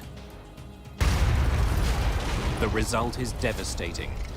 The force of the blast, plus the pressure inside the jet, just tore the plane apart. And that's the closest we can come to seeing what would have happened to a jet in flight. The destructive power of bombs on jets is well known. But what the tests at Bruntingthorpe showed was that relatively simple measures can substantially minimize the damage caused by an explosion. One of the bombs in the rear cargo hold was placed in a normal luggage container. But the bombs in the front cargo hold were different. One was placed in a specialized container strengthened with a material similar to that found in bulletproof vests. The other was put in a normal container, but placed beside walls that had been reinforced with a blast-absorbing liner. When the bombs explode, the front of the plane is virtually untouched. We had no breach of the airplane skin with the liner or with the hardened luggage containers. But towards the rear of the airplane or the tail, where we didn't have any of the hardened materials, it was a catastrophic failure for the airplane. The standard luggage container did nothing to minimize the blast. Both the protective lining in the front cargo bay and the hardened luggage container were able to absorb the force of the explosion. It's only speculation, but would steps like these have saved Air India? Very likely. Would they make the industry safer today? Absolutely. Despite the dramatic results of the tests in Britain, hardened luggage containers are not used by world's airlines. While effective at stopping bombs, they're extremely expensive. The hardened containers are not in use now because it's just not economically feasible. The containers cost the tens of thousands of dollars just to purchase, and they're very fragile. They're composite materials, so if you run into the side of them with a forklift, they're pretty much useless from that point forward. There have been significant improvements made to the way that passenger luggage is screened at most international airports. More sophisticated color X-ray systems using multiple scanning beams are now used. But I am indeed confirmed. Wait, I'll get my brother. He'll tell you. Okay. I'll check it through. But you have to check with Air India when you get to Toronto. And there are stricter regulations about luggage getting sent forward on connecting flights. In the case of Air India, the most important thing of all was passenger baggage reconciliation. This is the key to detecting an explosive device or a terrorist. No plane leaves with baggage unattached to a specific passenger inside that plane. And that must be so.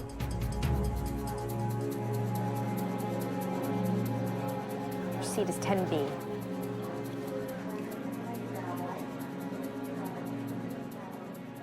I think one of the most difficult piece of news for the families to accept was the many ways in which this tragedy could have been prevented.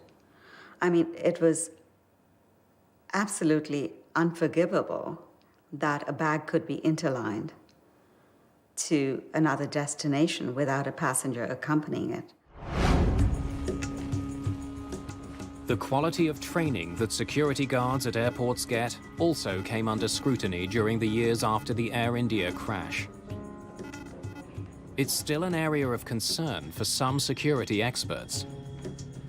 There's a real failure to train security personnel. And that failure is because you cannot pay rent-a-cops subsistent wages to look after your security when you get on board an aircraft. In the Air India case, police eventually traced the bombing to Sikh extremists living in Canada. They're fighting to have an independent Sikh homeland created in India. The man who confessed to assembling the bomb is sent to prison. The man suspected of masterminding the plot is killed several years later while under arrest in India. Both men had deep ties to Canada's West Coast Sikh community. It's a connection that still bothers Lata Pada. It was a deliberate act of terrorism, and hurts even more that they were executed by Canadians on Canadian soil against Canadians. More than 20 years after the destruction of the Air India flight, the shock of the day is still fresh. And many questions remain unanswered. We still don't know who the two people were who checked in the bags. Apart from the basics of who made the bomb, we don't know much about who else assisted them. We don't know who picked up those tickets. There's a vow of silence that has hindered the investigation. This inquiry will be launched immediately. In 2006, the Canadian government launched an inquiry into the Air India bombing, another investigation of what happened and why. The shocking death of so many is a continuing source of anger and disbelief.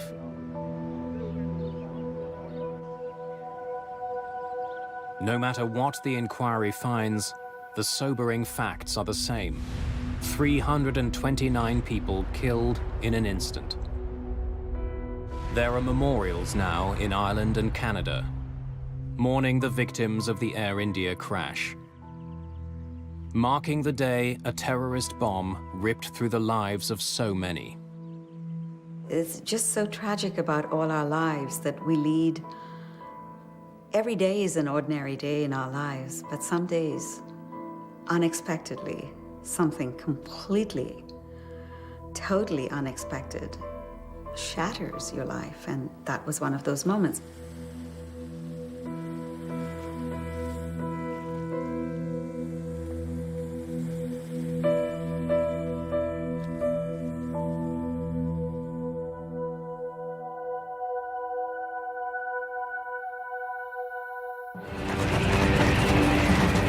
At the time, it was the worst crash in aviation history. It was just a scene of absolute, utter devastation. In 1974, more than 300 people died when their plane fell from the sky. There's barely anything left here that's recognizable as being a part of an aircraft. You couldn't walk anywhere without the danger you were going to stand on a part of a human being. The key to understanding the disaster is found thousands of kilometers away. An unusual piece of evidence that tells the troubling story of a crash that could have been prevented.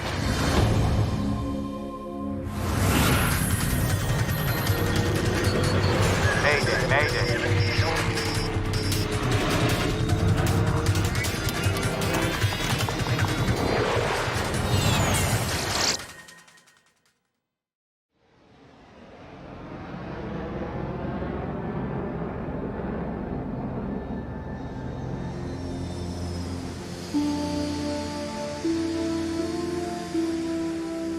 June the 12th, 1972. One of the newest members of American Airlines fleet is in Detroit, Michigan. John, Paige. Flight 96, a brand new DC-10, is getting ready for takeoff. Captain Bryce McCormick and co-pilot Paige Whitney have been in the plane for hours. Back there, so when we're in flight, if you can get a chance just to look at that. Detroit is just a stopover on a flight from LA to Buffalo and then to New York. You got there? You ready to try one, Paige? All right, sir.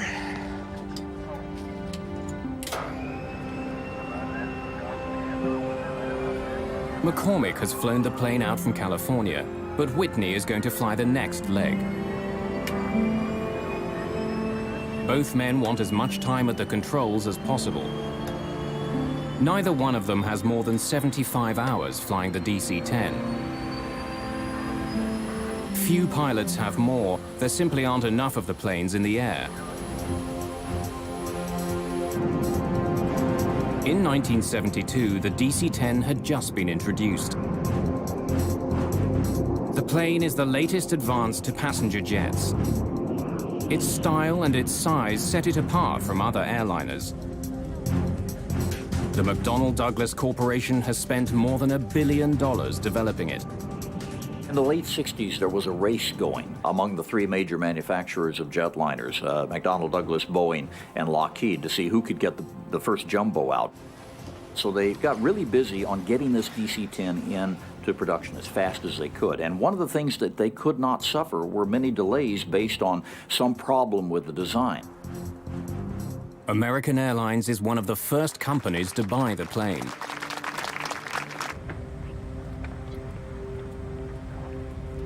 Flight 96 is one of those planes. Just the 5th DC-10 ever built.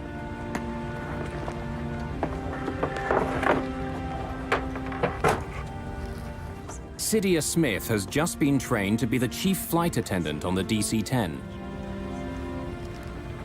I was excited because it was one of the first jumbos that we had.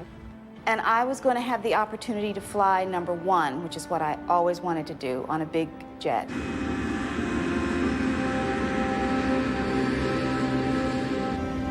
Okay, you got it?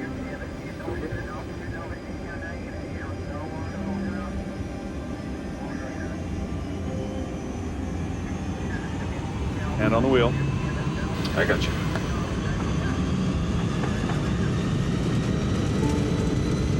V1, rotate.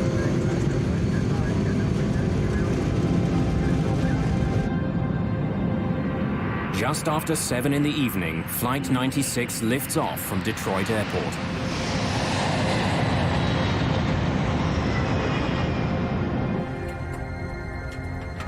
Just minutes after takeoff, the plane is rising easily through 3,500 meters over Windsor, Ontario, Canada.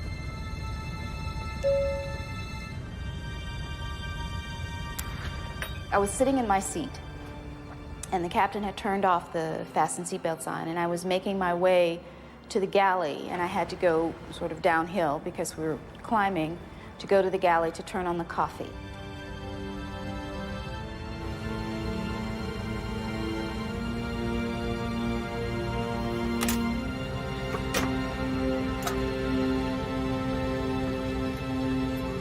When I punched the coffee and I moved over to one side, that's when it happened.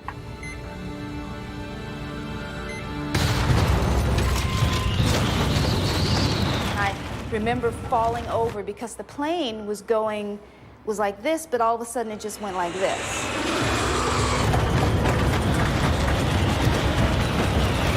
I saw ceiling compartments fall, and I saw things coming out of pockets and everything, and I thought to myself, oh boy. It felt like the last day of my life. We hit something! We lost an engine here! In the cockpit, the crew is fighting for control of their jet. The throttles which control the 3 engines have snapped to idle. The plane loses almost all its thrust. The huge jet begins slowing down. The plane immediately took a huge drop. And the next thing that happened was I was hit in the face with a piece of the plane. My husband was frantically trying to find a stewardess to give me something to put a pressure on my face to stop the bleeding. Let me have it! McCormick takes over control of the plane. He and Whitney wrestle the jet level. But Flight 96 has been badly damaged. Have we got hydraulics? No, I've got full rudder here.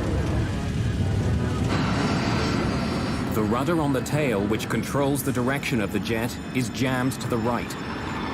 That's forcing the plane to swing dramatically in that direction. While McCormick fights to turn his damaged plane back to Detroit, Cydia Smith is shocked to see a gaping hole in the floor of the main passenger cabin. People were asking me, what to do, and I knew that I didn't know what to tell them. Smith has been able to account for all of her passengers. But flight attendant Sandra McConnell is missing. Sandra! Can you hear me? Sandra, where are you? And finally, I saw her come out of one of the bathrooms. McConnell has to cross the hole in the floor to move to safety.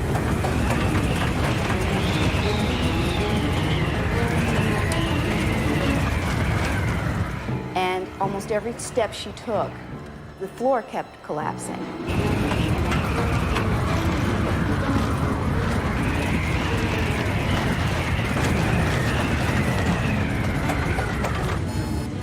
The crew brings up power to the engines on the wings. But the third engine on the tail stubbornly refuses to respond. Center, this is American Airlines Flight 96. We got an emergency. American 96, roger. Type of emergency? We've got a jammed rudder. We need to get down and make an approach. Along with his engine and his rudder, McCormick is also having trouble controlling the elevators on the tail of the plane. They help him move the massive plane up and down. They're slow to respond, but he can move them. The situation isn't completely hopeless. I think it's going to fly! American 96, turn further right, heading 200. Without complete control of the elevators, and with a rudder that's frozen to the right, McCormick has to use his engines to turn the plane. By increasing the thrust on one side of the plane, he can change direction. But it won't be fast. I have no rudder control whatsoever, so our turns are going to have to be very slow and cautious. All of the passengers move as far away from the hole in the back as possible.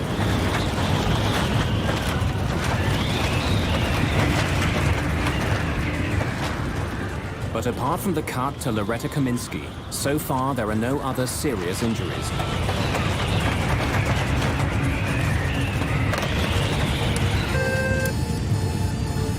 Captain, there's a hole in the back of the plane. A hole? Yes, sir. What do you want us to do? Get everyone ready for an emergency emergency landing. Bryce McCormick's DC-10 is badly damaged. The lives of everyone on board now depend entirely on his ability to land a plane that can barely fly.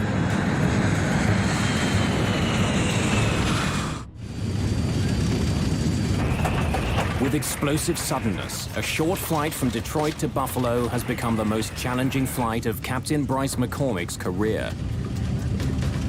He's down an engine, and he can't move his rudder.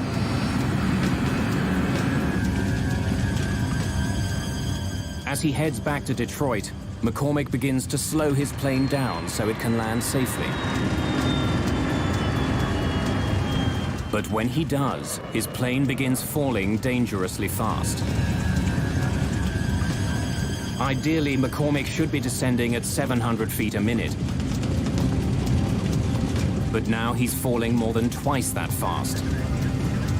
1,600 feet per minute. What's the sink rate? Sink rate, 1,600! At this rate, McCormick will crash well short of the runway. He increases power to his engines to slow his fall. Sink rate, 700. McCormick has slowed the plane's descent to 700 feet per minute. But to do that, he's had to increase his forward airspeed, which means he'll be landing far faster than usual. For the first time since the beginning of the crisis, McCormick talks to the passengers. Ladies and gentlemen, this is your captain speaking. We've had a small problem, but the plane is under control now, and we're heading back to Detroit for an emergency landing. Bryce McCormick was as calm as if he were welcoming you on the plane. As the plane nears the airport, flight attendants ask passengers to remove their shoes and any sharp pieces of jewelry. They had to take off their shoes and glasses. We collected everything in a blanket. Less than half an hour after leaving, the badly damaged DC-10 struggles back to the Detroit airport. The few minutes that it took to get back to Detroit were the longest minutes that I will ever remember spending on an airplane, because we were sure that we were not going to survive.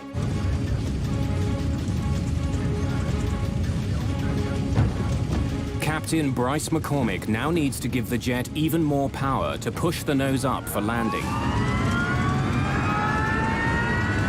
His plane is still drifting to the right and traveling fast. I have no rudder to straighten it out when it hits.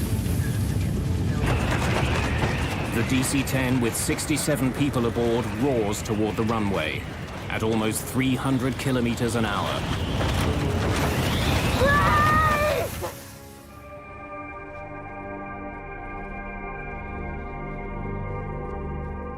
The landing was the most frightening part of the entire flight.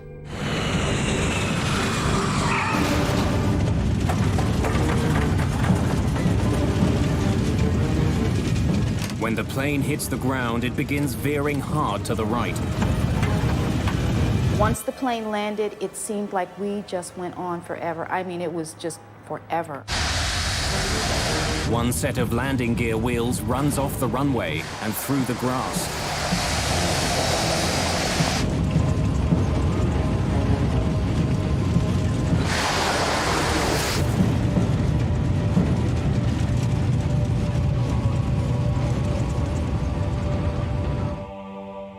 After a harrowing touchdown, the plane eventually comes to a stop just 300 meters from the end of the runway.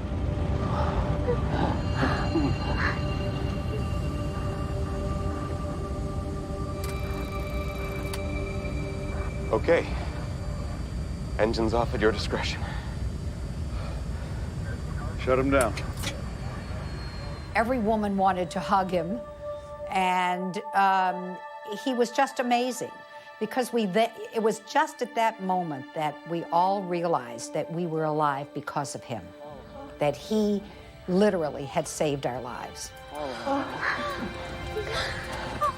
If you take a look at something like this and you say, well, there's good flying and there's bad flying, this is beyond good. This is superlative. This is using every instinct you have as an airman and all the capabilities you have to stay calm enough to get the situation assessed. With the plane on the ground, the crew has its first opportunity to inspect the damage. The captain and I walked back when everybody was off. We walked back to the back, and we just looked up and saw this hole. And it was just so weird. There's no indication that the jet hit something as the pilots first thought. What has caused such damage to the airliner? The hole was so enormous that if anyone had been sitting in the seats that were there, they would have been sucked out immediately. At that point, they still felt it might have been a bomb. But while the incident had happened with explosive suddenness, no indication of a bomb is found.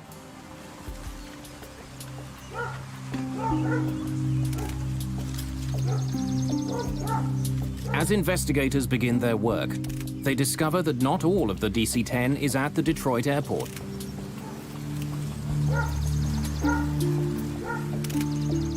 A coffin that the plane was carrying in its cargo hold is discovered 30 kilometers away from the Detroit airport, near Windsor, Ontario, Canada.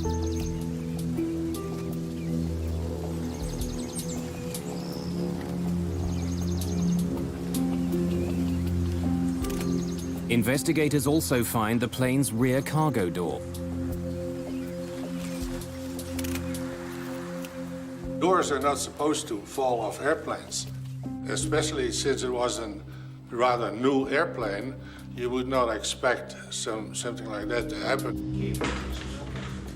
When they examine the cargo area of the plane, they discover that the very design of the door makes it a potential weak spot. Most doors on a jet open inward.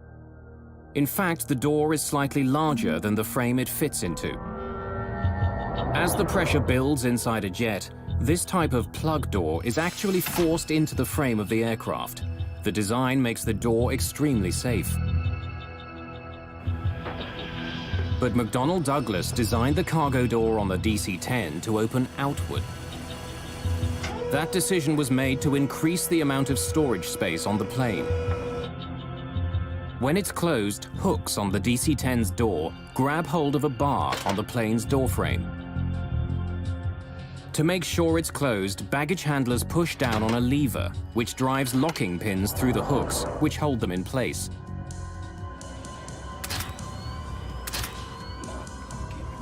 When investigators examine the cargo area of the plane, they don't find any structural damage around the door.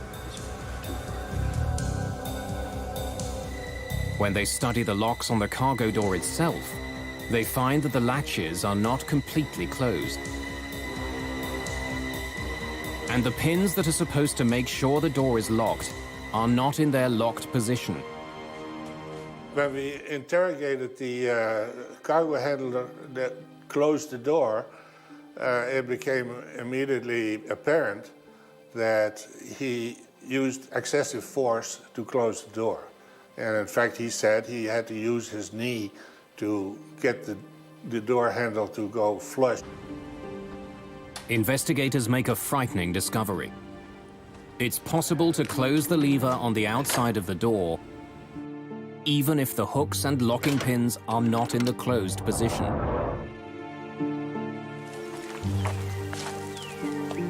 Paul Eddy is a journalist who investigated the history of the DC-10. What Windsor showed is that you could actually pull the handle in order to buckle the top fixture so that the handle went home properly, but the locking pins had not gone through the spools. Engage the lever. This means that baggage handlers can believe the door is closed when it's not. Not only can the outside lever be closed without the locks being fully engaged, there's no way for the crew of the plane to know. The faulty locking pins will still turn off the warning light, even though they aren't in their proper position. The door was a ticking time bomb. As passenger jets climb, the difference between the pressure inside the plane and the pressure outside the plane grows. If a door isn't properly shut, it will blow out with explosive force. The problem on the American Airlines flight began as the plane passed through 3,500 meters. When the door blew, the coffin in the cargo hold was sucked out. When the air pressure inside the plane was released, anything that wasn't firmly attached was pulled out of the airliner. It's a really startling thing if you're not expecting it. What you've got is a lot of air stuffed inside this pressure vessel that now wants to get out. And the bigger the airplane is, the more powerful the hurricane of air leaving the airplane is during that period of time. By itself, explosive decompression does not make a plane unflyable. So why had Captain McCormick experienced such difficulties controlling his jet? Investigators take a closer look at the back of the plane's cabin and learn that the very design of the DC-10 makes it vulnerable. When the cargo door blew off, there was so much pressure on the floor of the cabin that it collapsed into the cargo compartment below. When it did, the floor ripped into some of the plane's critical control systems. When it collapsed the floor, it took the cables that controlled number 2 engine, and it took most of the cables, or impeded most of the cables that had to do with the flight controls in the back. I think it's going to fly! It left McCormick just enough control to keep his plane level. The remarkable flying of Bryce McCormick had saved the lives of everyone on board Flight 96. But there was a problem with one of the newest and most expensive planes flying over North America. In the Windsor incident, there was an obvious flaw. And that's where the NTSB said, look, here is really the smoking gun, the ability to close that thing without having all those locks engaged. Let's make sure we change this system right now. Every DC-10 operator needs to know this. I want everything checked. I want all the bolts checked first. Chuck Miller is the head of the NTSB's Aviation Safety Bureau. You have to check all the latches, okay? Every single latch. It's his responsibility to point out problems with the new DC-10 and propose solutions. He helps write the fixes he thinks McDonnell Douglas needs to make to keep the plane safe. He was a very, very professional man, and he had his investigators had enormous respect for him.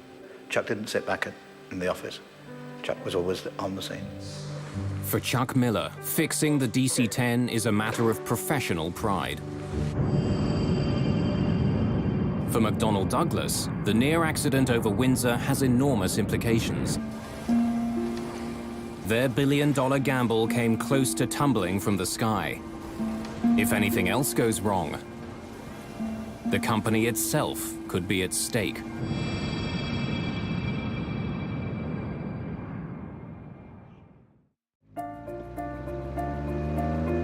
March the 3rd, 1974. A perfect spring-like day in Paris. It's been almost 2 years since a DC-10 came close to crashing near Windsor, Ontario. Now, more than 50 of the new planes are flying around the world. One of them, Plane 29, is owned by Turkish Airlines. Normally, the last leg of this trip from Turkey to England wouldn't be very crowded. But today, the DC-10 is filling up fast. People are squeezing into seats throughout the plane. A strike at a British airline has passengers scrambling for any flight back to London. Wendy Wheel is one of many last-minute additions to the flight. A model, she's returning home after a shoot in Spain. We'd been married for 18 months, and we were about to start a family. I believe the secret of her success for modeling was Not just that she was a very attractive girl and good model material, but she was generally liked by all the photographers because she had such a pleasing, lovely, light personality. With all the new passengers boarding, the flight is a little behind schedule. And it's not only the crew who are waiting. At the back of the plane is baggage handler Mohammed Mahmoudi. With all the new passengers, he's not sure if there are any more bags to load. C'est tout. Vous êtes fini. Bien, j'ai l'affaire. Not expecting any other luggage, Mahmoudi locks the rear cargo door.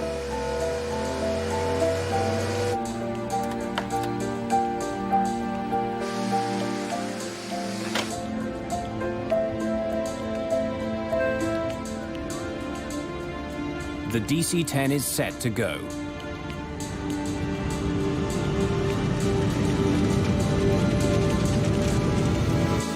Just after 12:30 in the afternoon, THY Flight 981 lifts off into the skies above Paris. London is less than an hour away. Race control, this is Tango Hotel Yankee 981. We're at 60. Requesting clearance to flight level 230. Tango Hotel Yankee 981, you are cleared to flight level 230. 981, roger.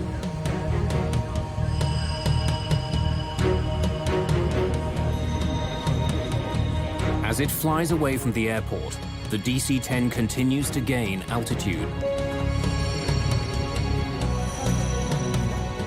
2,700 meters, 3,000 meters, 3,300 meters.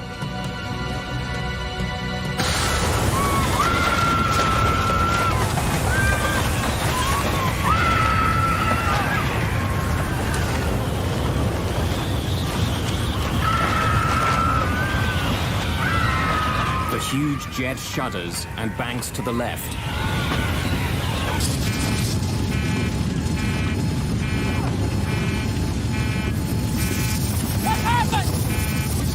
The cabin blew out! Are you sure? Just 16 seconds after the start of the crisis, the crew struggles to save their crippled jet. The nose is pitching down, the plane picking up speed. Bring it up! I can't bring it up! She doesn't respond! Passengers at the back of the plane witness a horrifying scene. 2 rows of seats have simply disappeared.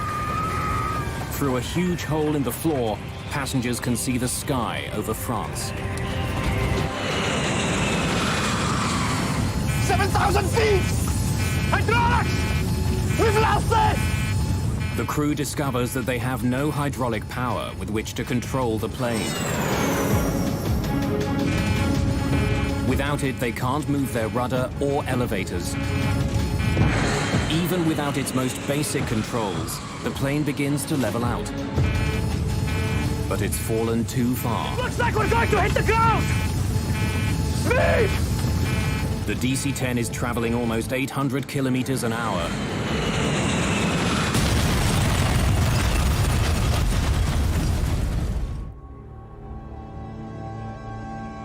The flight from Paris to London never even makes it to the English Channel. Just 9 minutes after taking off, Turkish Airways Flight 981 becomes the worst plane crash of all time.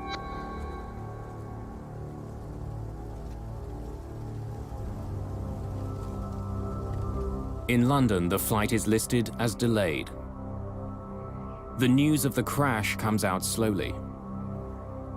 I went to the ticket office kiosk and I asked what has happened to the flight, and instantly the look on the gentleman's face behind the counter told me something was wrong, instantly. There's barely anything left here that's recognizable as being a part of an aircraft. I looked on the television and I just thought, well, I just hope she's dead. because I just saw the carnage of the forest in Senlis, and it was like looking at a First World War trench movie. Flight 981, carrying 346 passengers, virtually disintegrates on impact.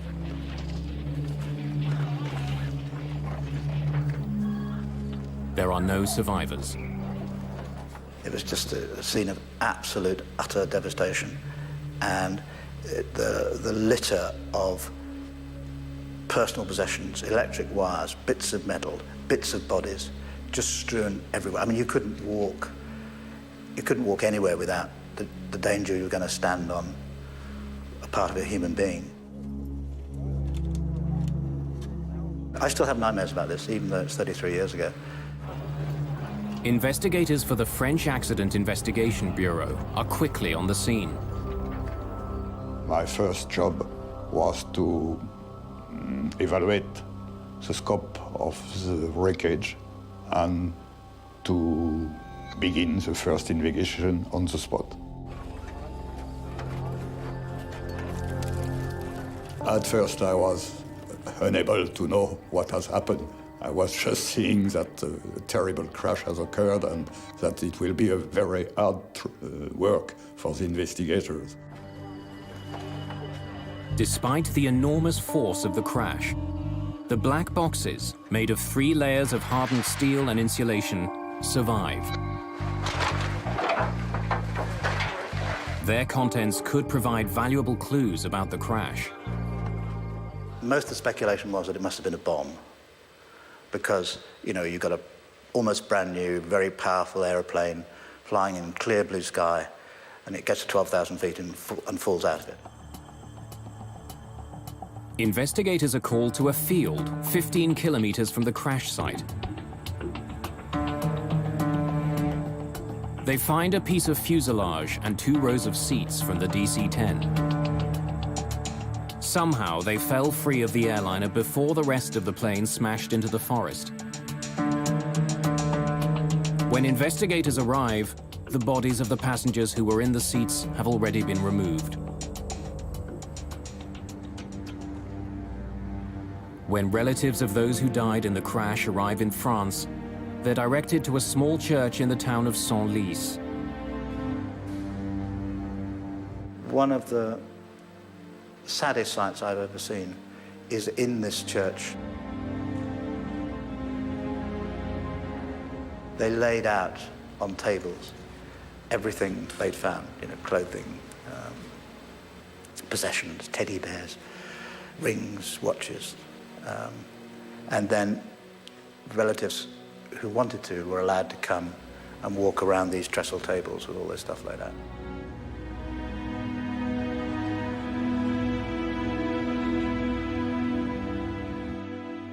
They produced a little packet with my wife's wedding ring and rings, engagement ring. It was all pretty battered up, so you could imagine the thoughts that went through my mind.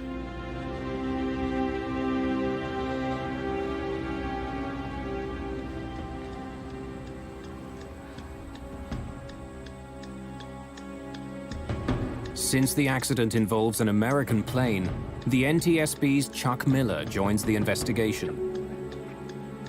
For the second time in 2 years, he's dealing with a problem with the DC-10.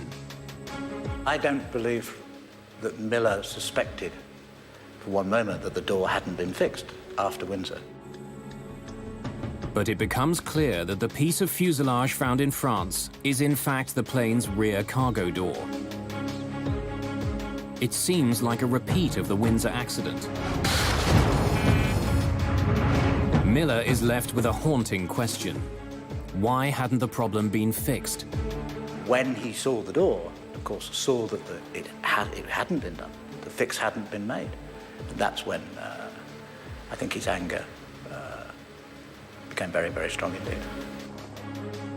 Miller takes an unusual step.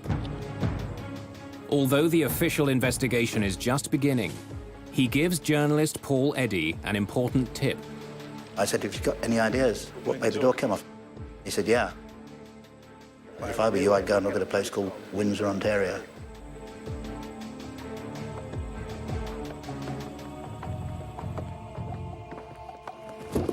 Hello. I'm Chuck Miller.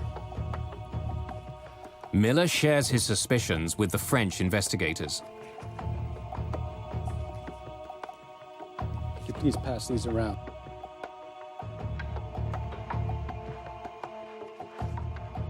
These were taken on June 12th, 1972, right after the incident.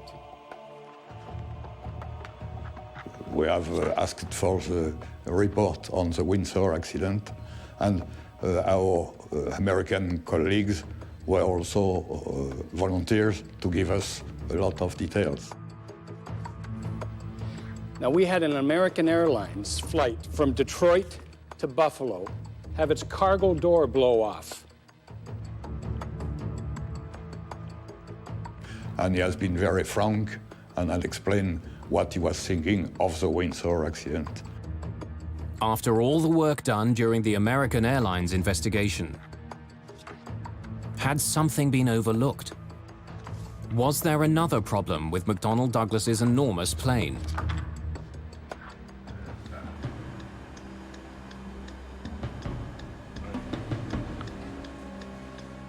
With the information from Chuck Miller, French investigators take a closer look at the plane's cargo door. They make a shocking discovery. There is no new problem. It's just like the American Airlines case all over again. The latches that are supposed to hold the cargo door closed aren't locked.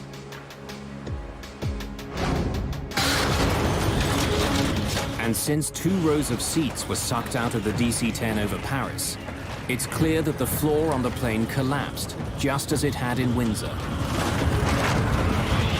It looks like we're going to hit the ground!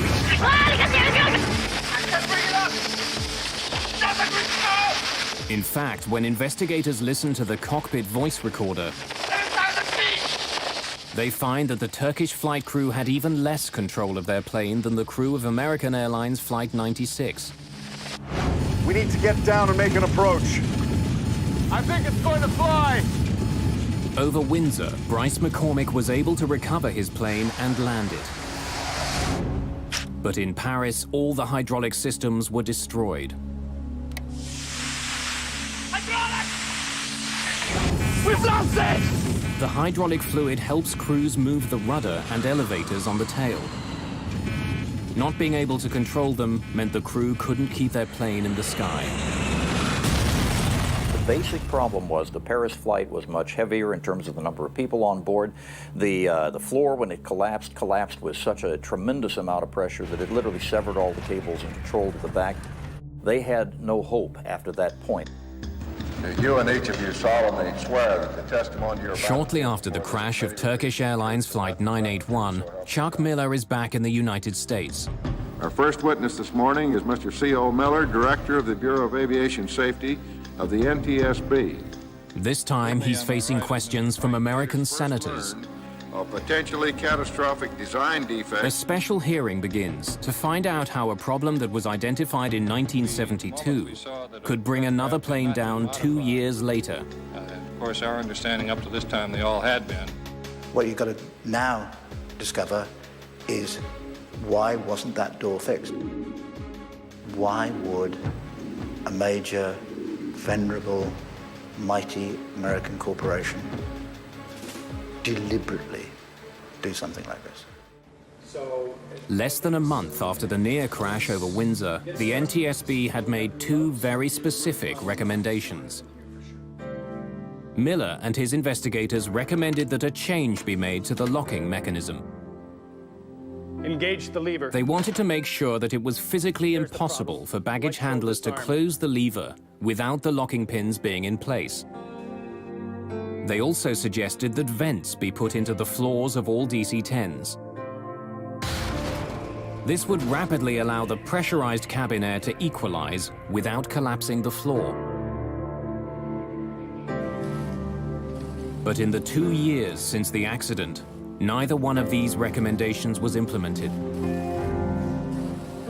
There is a fundamental problem at the heart of aviation safety, and has been in the United States for a very long time, and that is that it's the job of the NTSB to discover what's happened and to come up with recommendations as to how to prevent it happening again, but it has absolutely no authority to implement them.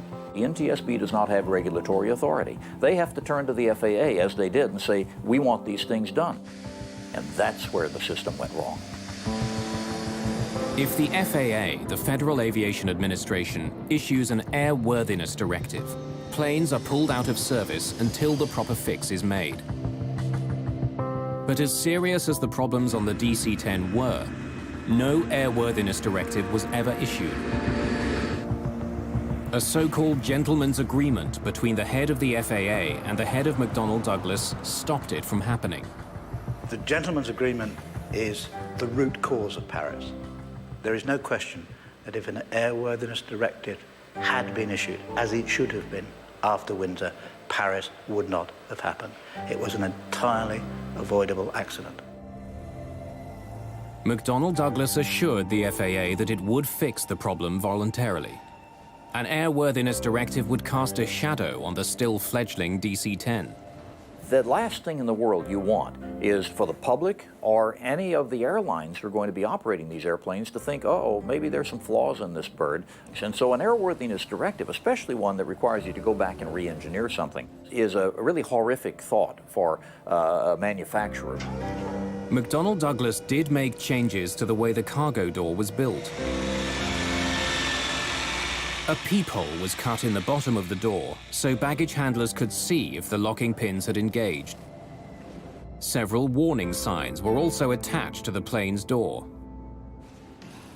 The company also made other changes to the DC-10. These included increasing the length of the locking pins and attaching a plate to the inside of the door. This plate would make it physically impossible to push down the lever if the door wasn't properly locked. But each of the proposed fixes had its own problem. Many baggage handlers didn't know what the small window in the door was for. And the baggage handler in Paris read and spoke 3 languages, but not English, the only language in which the warning signs were written. The support plate that was supposed to be installed in the door was never attached to the jet that crashed in Paris. Papers confirming the completion of the work are also uncovered. But no matter what the paper trail says, the fix was never made. Again, the problem is you don't have an independent FAA inspector coming along to look and see it and then put his stamp on it because it wasn't an airworthiness directive.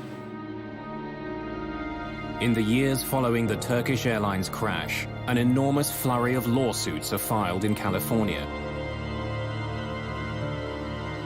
The tragic story of the DC-10 has one more surprise in store.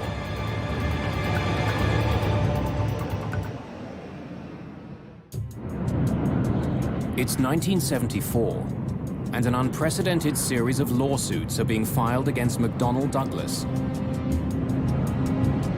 The families of those who died near Paris want someone held responsible. As time went by, I learned more and more about what actually happened and realized that it was not an accident as we would call an accident. It was totally avoidable. My goal was to expose these people. In the weeks leading up to the trial, lawyers who are involved in the case have access to the entire history of the DC-10's development. They're not the only ones who pore through the evidence. So does journalist Paul Eddy. We were determined to get to those documents and that testimony. Somebody gave us a key to the depository where the documents were, and so at night we would go in and then had a huge accumulated pile of documents to go through in order to find out what they've been up to.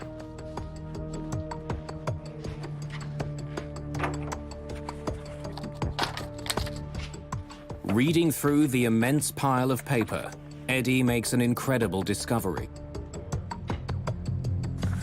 A memo written by Don Applegate, the Director of Product Engineering for Convair, the company who'd built the cargo door for McDonnell Douglas.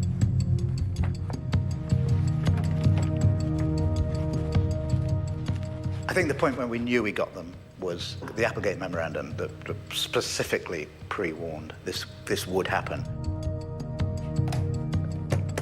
The memo is a damning indictment of the cargo doors that were being made for the DC-10 and the lack of venting in the cabin floors. It warns that it's only a matter of time before there's a major disaster involving the doors.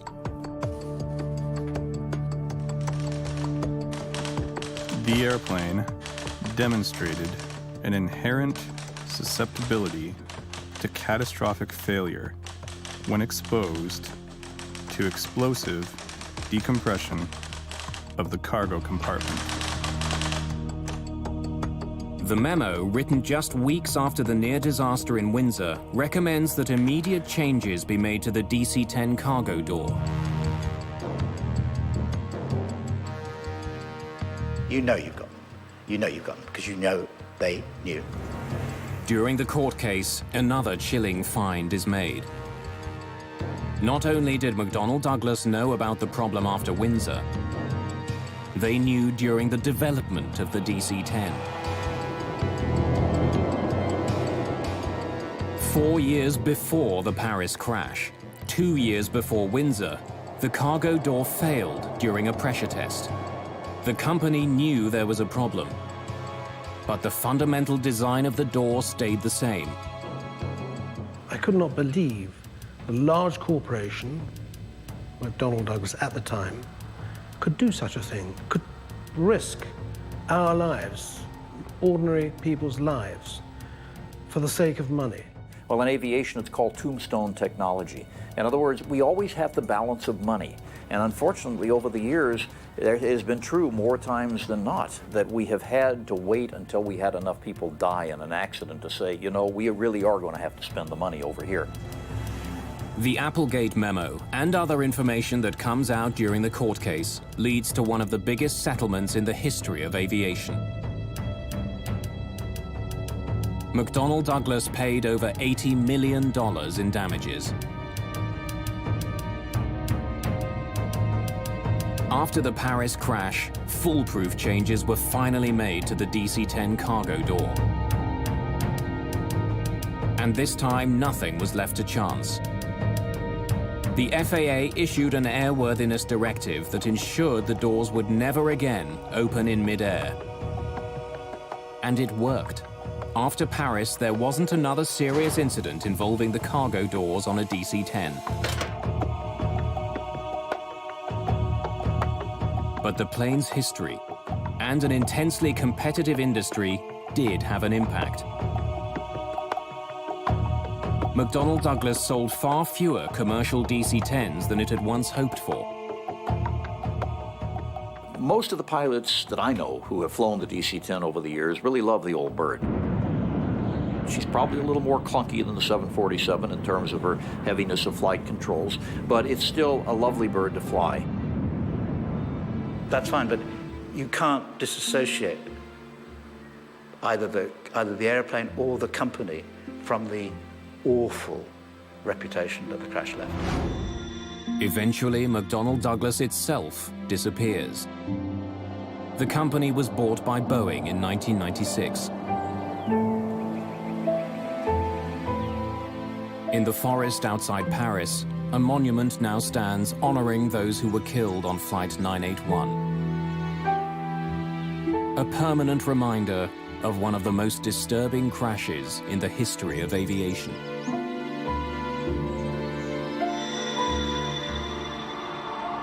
You never forget. And I've gone on to lead my life for 30-odd years, but I've never forgotten. People to this day think it was an accident, and it wasn't.